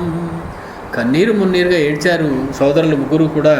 రామచంద్రమూర్తి ఇలా మాట్లాడుతూ ఉండగా, తతస్తే భ్రాతరः సర్వే భృశమాశ్వాస్య రాఘవం అబ్రువన్ జగతి భర్తుః క్రియతాముదకం పితుః. అందరూ కలిసి రామచంద్రమూర్తిని ఓదార్చారు, ముగ్గురు తమ్ముళ్ళు కలిసి, చుట్టుపక్కల గురువులు అందరూ కలిసి. అందరూ ఏం చెప్పారు? క్రియతాముదకం పితుః, ముందు తండ్రి గారికి నీళ్లు వదలవలసినటువంటి కార్యక్రమం ఉన్నది, కాబట్టి పితృకార్యాన్ని ముందు నువ్వు చెయ్యి. సాపి సీతాశ్వశురం శ్రుత్వా స్వర్గలోకగతం నృపం నేత్రాభ్యామశ్రుపూర్ణాభ్యాం అశకత్ నేక్షితుం పతిం. కన్నీరు మున్నీరుగా ఏడుస్తున్నది సీతాదేవి భర్తకేసి కన్నెత్తి చూడడం కూడా చూడలేకపోయిందట. అంటే ఆ కన్నీరుతోటి అంత దుఃఖంలో ఆవిడ తలదించుకునే రోధిస్తూ ఉన్నదట. సాంత్వయిత్వా తు తాం రామః రుదతీం జనకాత్మజాం ఉవాచ లక్ష్మణం తత్ర దుఃఖితో దుఃఖితం వచః. ఆవిడని కాస్త ఓదార్చి రామచంద్రమూర్తి లక్ష్మణస్వామితో చెబుతూ ఉన్నారు, చూడండి, ఎక్కడైనా సరే అందరికీ దుఃఖం వచ్చినప్పుడు అందరికన్నా దుఃఖం నుంచి తేరుకునేవాడు ముందు మా రామచంద్రమూర్తి. అందరికన్నా ఎక్కువ దుఃఖం ఆయనకే వస్తుంది. ఎందుకంటే అవతల వాడు దుఃఖపడుతుంటే ఈయనకి వాడికన్నా 10 రెట్లు దుఃఖం వస్తుందట. వాడి దుఃఖం తీరిపోతుంది, అయినా రామచంద్రమూర్తి దుఃఖం ఆగుతాడు. వాడి వీడిని మళ్ళీ రామచంద్రమూర్తి ఓదారుస్తాడు, పర్వాలేదయ్యా, ఊరుకో, ఏదో అయిపోయింది, నేను ఏదో కొంచెం కష్టపడ్డాను, దుఃఖపడ్డాను, నువ్వు ఊరుకో, అయినా నువ్వు నా గురించి అంత దుఃఖపడుకోవాలి. రామచంద్రమూర్తిని ఓదార్చాలి, దుఃఖపడినవాడు అంతటి దుఃఖపడతాడు రామచంద్రమూర్తి. అందుకే ముందు మనకి అయోధ్యకాండలో వస్తుంది, అంతకు ముందు వ్యసనేషు మనుష్యాణం భృశం భవతి దుఃఖితః. వాడు దుఃఖితః, రామచంద్రమూర్తి భృశం దుఃఖితః, వాడికంటే ఎక్కువ దుఃఖపడతాడు. అయ్యో, వాడికి అంతటి కష్టం వచ్చింది, ఎలాగా. చివరికి వాడు తేరుకుని రామచంద్రమూర్తి ఓదారుస్తాట. వచ్చిందయ్యా కష్టం, ఏదో అనుభవించేసాను, పోలే, ఇంక ఊరుకో, నువ్వు కాస్త మామూలుగా ఉండు అని రామచంద్రమూర్తిని వాడు ఓదార్చవలసిన స్థితి ఉంటుందట. అంటే రామచంద్రమూర్తి ఎంత దుఃఖం వస్తుందో చూడండి, అవతల వాళ్ళ కష్టాన్ని చూసాం. అటువంటి రామచంద్రమూర్తి ఎప్పుడూ కూడా అందరికన్నా ముందు తనే తేరుకుంటున్నాడు.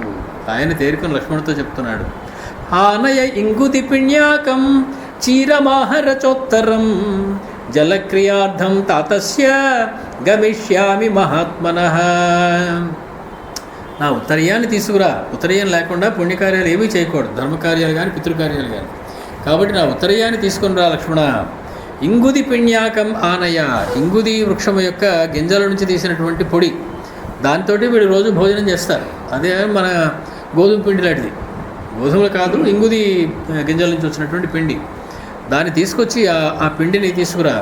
జలక్రియార్థం తాతస్య గమిష్యామి మహాత్మన. పక్కనున్నటువంటి మందాకిని దగ్గరికి తండ్రి గారికి పితృకార్యాలు చేయడానికి వెళదాం.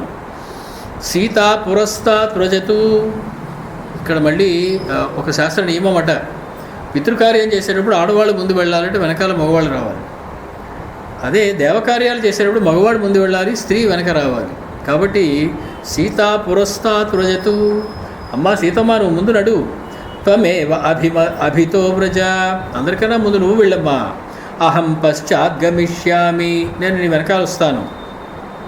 గతిర్యేషాసు దారుణ. చూడు ఎంతటి దారుణమైనటువంటి పరిస్థితి వచ్చిందో. నువ్వు ముందు నడిచి నేను నీ వెనకాల నడవలసినటువంటి దారుణమైనటువంటి పరిస్థితి వచ్చిందమ్మా. అంటే పితృకార్యం చేసేటువంటి దారుణమైనటువంటి పరిస్థితి మనకి సంభవించింది. తతో నిత్యానుగస్తేషాం విదితాత్మా మహామతి మృదు దాంతశ్చ శాంతశ్చ రామే చ దృఢభక్తిమాన్ సుమంత్రస్తైః నృపసుతైః సార్ధం ఆశ్వాస్య రాఘవం అవతారయతాలంబ్య నదీం మందాకినీం శివాం. వీళ్ళందరికీతో పాటుగా నిత్యానుగ, ఎప్పుడూ రాముని విడవకుండా ఉండేటువంటి విదితాత్మ మహామతి మృదు దాంతశ్చ శాంతశ్చ రామే దృఢభక్తిమాన్. ఇవన్నీ ఉన్నటువంటి సుమంత్రుడు రామచంద్రుడికి సమీపంలో ఆయన చేయబట్టుకుని పక్క నుంచి జాగ్రత్తగా తీసుకొస్తూ ఉన్నాడు, నడుస్తూ ఉన్నాడు. అతను నదీ తీరంలోకి దిగి 4 అడుగులు నీళ్ల దగ్గరికి వేశారు. తే సుతీర్థాం తతః కృచ్ఛ్రాతుపాగమ్య యశస్వినః నదీం మందాకినీం రమ్యాం సదా పుష్పిత కాననాం. ఎప్పుడూ కూడా పుష్పములతో నిండి ఉండేటువంటి ఆ మందాకిని నది యొక్క రమ్యమైనటువంటి రేవు దగ్గరికి వాళ్ళందరూ వచ్చారు. శీఘ్ర శ్రోత సమాసాద్య తీర్థం శివమకర్దమం శిశిచు తు ఉదకం రాజ్ఞే తత్రే తత్ తే భవత్వితి. ఆ 2 చేతులతో నీరు తీసుకుని రాముడు మంత్రములను అభిషేకం పఠించి ఆ నీటిని తండ్రి గారి కోసం వదిలిపెట్టాడు. సరి అయినటువంటి ఎక్కువ మురికి అది లేనటువంటి అకర్దమం, మురద అది లేనటువంటి ఒక శుభ్రమైనటువంటి ప్రవహించేటువంటి నీరు ఉన్నటువంటి ప్రదేశం దగ్గర ఈ కార్యక్రమాన్ని చేశారు రామచంద్రమూర్తి. ప్రగృహ్య చ మహీపాలో జలపూరితమంజలి. దోసిరితోటి నీళ్లు తీసుకున్నారు ఆ మందాకిని జల నుంచి. దిశం యామ్యాం అభిముఖ. యామ్యాం దిశం, యమ సంబంధమైనటువంటి దిశ అంటే దక్షిణ దిక్కు.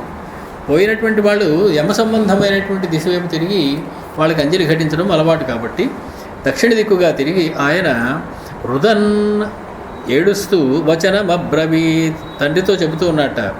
ఏ తత్తే రాజశార్దూల విమలం తోయమక్షయం. నాన్నగారు, నేను మీకు ఇచ్చేటువంటి ఆఖరి నీరిది, మీరు నా దగ్గర నుంచి తీసుకున్నటువంటి ఆఖరి నీరిది, ఇది మీకు అక్షయమవుగాక. పితృలోకగతస్యాద్య మద్దత్తముపతిష్ఠతు. నా చేయబడినటువంటి నీరు మీకు పితృలోకంలో ఎప్పుడూ సదా అనువుగా దొరికేటట్లుగా అగుగాక. తతో మందాకినీ తీరాత్ ప్రత్యుత్తీర్య స రాఘవః పితుశ్చకార తేజస్వీ వివాసం భ్రాతృభిః సహ. నివాపం భ్రాతృభిః సహ. పిండ ప్రదానాది కార్యక్రమం అంతా కూడా రామచంద్రమూర్తి తన తండ్రి గారికి చేశారు. ఆ నదీ తీరం నుంచి బయటికి వచ్చిన తర్వాత ఐంగుదం బదరీ మిశ్రం పిన్యాకం దర్భ సంస్తరే న్యస్య రామః సుదుఃఖార్తో రుదన్ వచనమబ్రవీత్. ఆ ఇంగుది పిణ్యాకము, అలాగే బదరీ మిశ్రం అంటే రేగు పళ్ళ యొక్క పొడి, ఎండబెట్టినటువంటి రేగు పళ్ళతో చేసినటువంటి పొడి కాబోలు, అటువంటి దాంతో పిండములు తయారు చేసి తండ్రి గారికి పిండ ప్రదానాన్ని చేస్తూ ఉన్నాడు దర్భములు పరిచినటువంటి నేల మీద.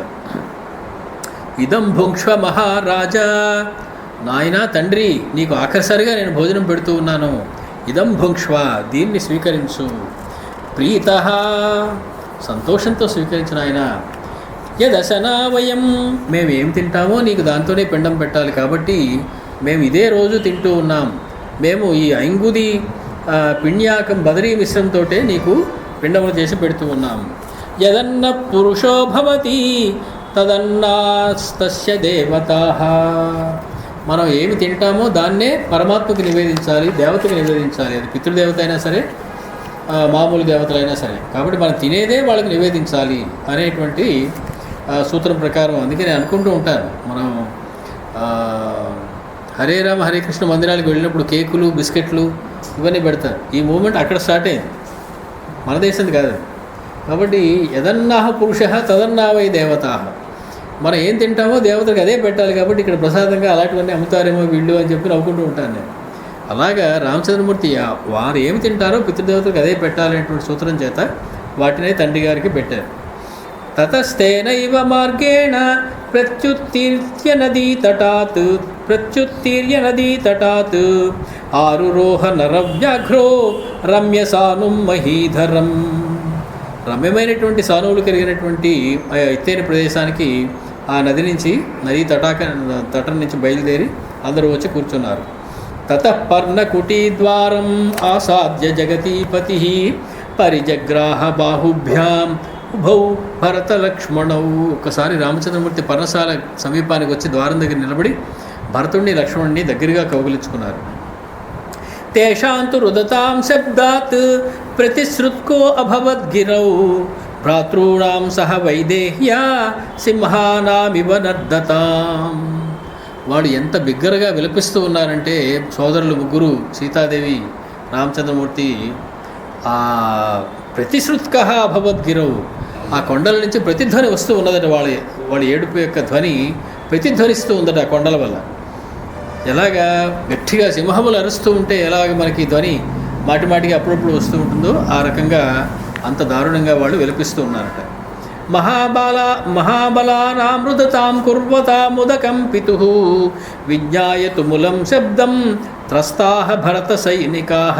భరతుడు ఏం చేశాడు, వచ్చే ముందు తన సైనికులందరినీ ఒక ఆమడ దూరంలో అట్టుపెట్టాడు. మీరెవరూ రాకండి, రామచంద్రమూర్తికి డిస్టర్బెన్స్ వస్తే నేనే వెళ్తానని చెప్పి అక్కడు వచ్చాడు. సరే, తనతో సోదరుడు అమాత్యులు తల్లులు వచ్చారు. వీళ్ళందరి గొడవ చూసి గట్టిగా ఏడుపులు కేకలు వినేటప్పటికీ సైన్యం దూరంగా ఉంది. వాళ్ళకి వినపడింది, వాళ్ళకి కంగారు పడిపోయారు. ఏమైంది ఇక్కడ, అందరూ ఏడుస్తున్నారు ఏమిటి, ఏదైనా గొడవ జరుగుతుందా ఇక్కడని.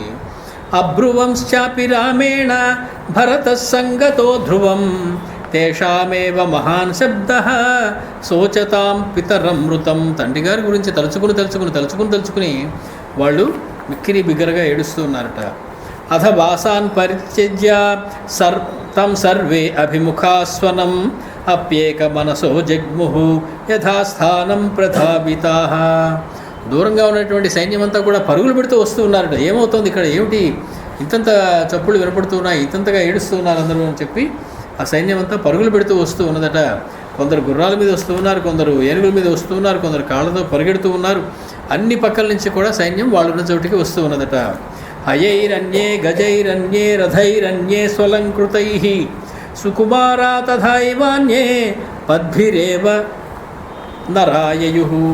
అన్ని రకాలుగాను వాళ్ళు ఆ సమీపానికి వస్తూ ఉన్నారు. అచిరప్రోషితం రామం చిరప్రోషితం యథా ద్రష్టుకామో జనః సర్వో జగామ సహసాశ్రమం. అచిరప్రోషితం రామం, ఇంకా రామచంద్రమూర్తి అక్కడికి వచ్చి నెల్లాళ్ళు కూడా అవలా, ఎంతో కాలం అవ్వలేదు రాముడు చూసి వాళ్ళందరూ. అటువంటి వాడిని చిరప్రోషితం యథా, ఎన్నో యుగాల నుంచి దర్శనం చేసుకొని వాళ్ళలాగా కంగారు పడిపోతూ ద్రష్టుకామః, రామచంద్రమూర్తిని చూడాలి అనేటువంటి కోరికతోటి వాళ్ళందరూ పరిగెట్టుకుంటూ వస్తూ ఉన్నారట. భ్రాతॄణాం త్వరితాస్తత్ర ద్రష్టుకామా సమాగమం యయుః బహువిధైర్యానైః ఖురనేమి స్వనాకులైః. అనేక మంది తమ యొక్క రథాలతోటి యానముల మీద కూడా వస్తూ ఉన్నారట. సా భూమిర్బహుభిర్యానైః ఖురనేమి సమాహత ముమోచతు మూలం శబ్దం జౌరివాభ్రసమాగమే.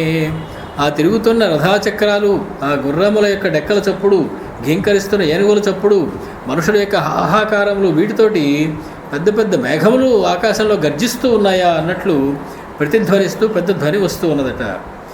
తేన విత్రాసితా నాగాః కరేణు పరివారితాః ఆవాసయంతో గంధేన జగ్మురన్యధ్వనం తతః. ఈ చప్పుడుకి భయపడిపోయి ఆ వనంలో ఉన్నటువంటి ఏనుగులన్నీ కూడా చల్లాచెదరైపోయి దూరంగా పారిపోతూ ఉన్నాయట. వరాహ వృకసంఘాశ్చ మహిషాః సర్పవానరాః వ్యాఘ్ర గోకర్ణగవయాః విత్రేసుః పృషతైః సహా. అక్కడ ఉన్నటువంటి లేళ్ళు, మచ్చలగల లేళ్ళు, మచ్చలు లేని లేళ్ళు, గవయమృగములు, వరాహములు, తోడేళ్ళు, మహిషములు, సర్పములు, వానరములు అన్నీ కూడా అటు ఇటు చల్లాచెదరై పరిగెడుతూ దూరంగా వెళ్ళిపోతూ ఉన్నాయి ఈ శబ్దానికి. మనం ఇంకొక 5 శ్లోకాలతో ముగిస్తాం. రథాంగ సాహ్వానతూ నత్యూహ హంసా కారండవాప్లవాహ తథా పుంస్కోకిలా క్రౌంచాహ విసంజ్ఞా భేజిరే దిశః. గట్టిగా అరుస్తూ పరిగెడుతూ ఎగురుతూ ఉన్నాయట హంసములు, కారండములు, కోకిలలు, ఇవన్నీ కూడా క్రౌంచ పక్షులు, ఇవన్నీ కూడా. తేన శబ్దేన విత్రస్తైః ఆకాశం పక్షిభిర్వృతం మనుష్యైరావృతా భూమిః ఉభయం ప్రభభౌ తదా. వాల్మీకి వర్ణన ఇలా ఉంటుంది, కవిత్వం. నేల మీదంతా మనుషులు పరిగెడుతూ ఉన్నారట, పైనంతా పక్షులు పరిగెడుతూ ఉన్నాయట. రెండూ కూడా ఒకదానికొకటి పోటీపడి ప్రకాశిస్తూ ఉన్నాయట. పైకి చూస్తే ఎక్కడ చూసినా పక్షులే, కింద ఎక్కడ చూసినా మనుషులే. అలాగే రెండూ కూడా ప్రకాశిస్తూ ఉన్నాయట. తతస్థం పురుషవ్యాఘ్రం యశస్వినమరిందమం ఆసీరం స్థండిలే రామం దదర్శ సహసా జనః. ఒక అరుగు మీద కూర్చొని ఉన్నారట రామచంద్రమూర్తి. చెట్టు ఉంది, చెట్టు చుట్టూ కూడా ఒక చప్టా చేయనటువంటి అరుగు ఉంది. దాని మీద కాలు మీద కాలేసుని రామచంద్రమూర్తి కూర్చున్నారు. మనం ఇదివరకు అనుకున్న అదొక అద్భుతమైనటువంటి ముద్ర. ఒక కుడికాలు మీద, కుడి జానువు మీద ఎడంకాలు పెట్టుకోవడం, వీరాసన ముద్ర. ఆ వీరాసన ముద్రలో రామచంద్రమూర్తి కూర్చొని ఉన్నారు. పరిగెట్టుకుంటూ జనమందరూ కూడా ఆ అరుగు దగ్గరికి పరిగెట్టుకుంటూ వచ్చారు. విగర్హమాణః కైకేయీం సహితో మంథరామపి అభిగమ్య జనో రామం బాష్పపూర్ణముఖోభవత్. పరిగెడుతూ తిట్టుకుంటూ ఉన్నారట కైకేయి. కొంతమంది మంథరని తిడుతూ ఉన్నారట. చీ చీ చీ ఎంత పని చేసింది మంథర అని కొందరు.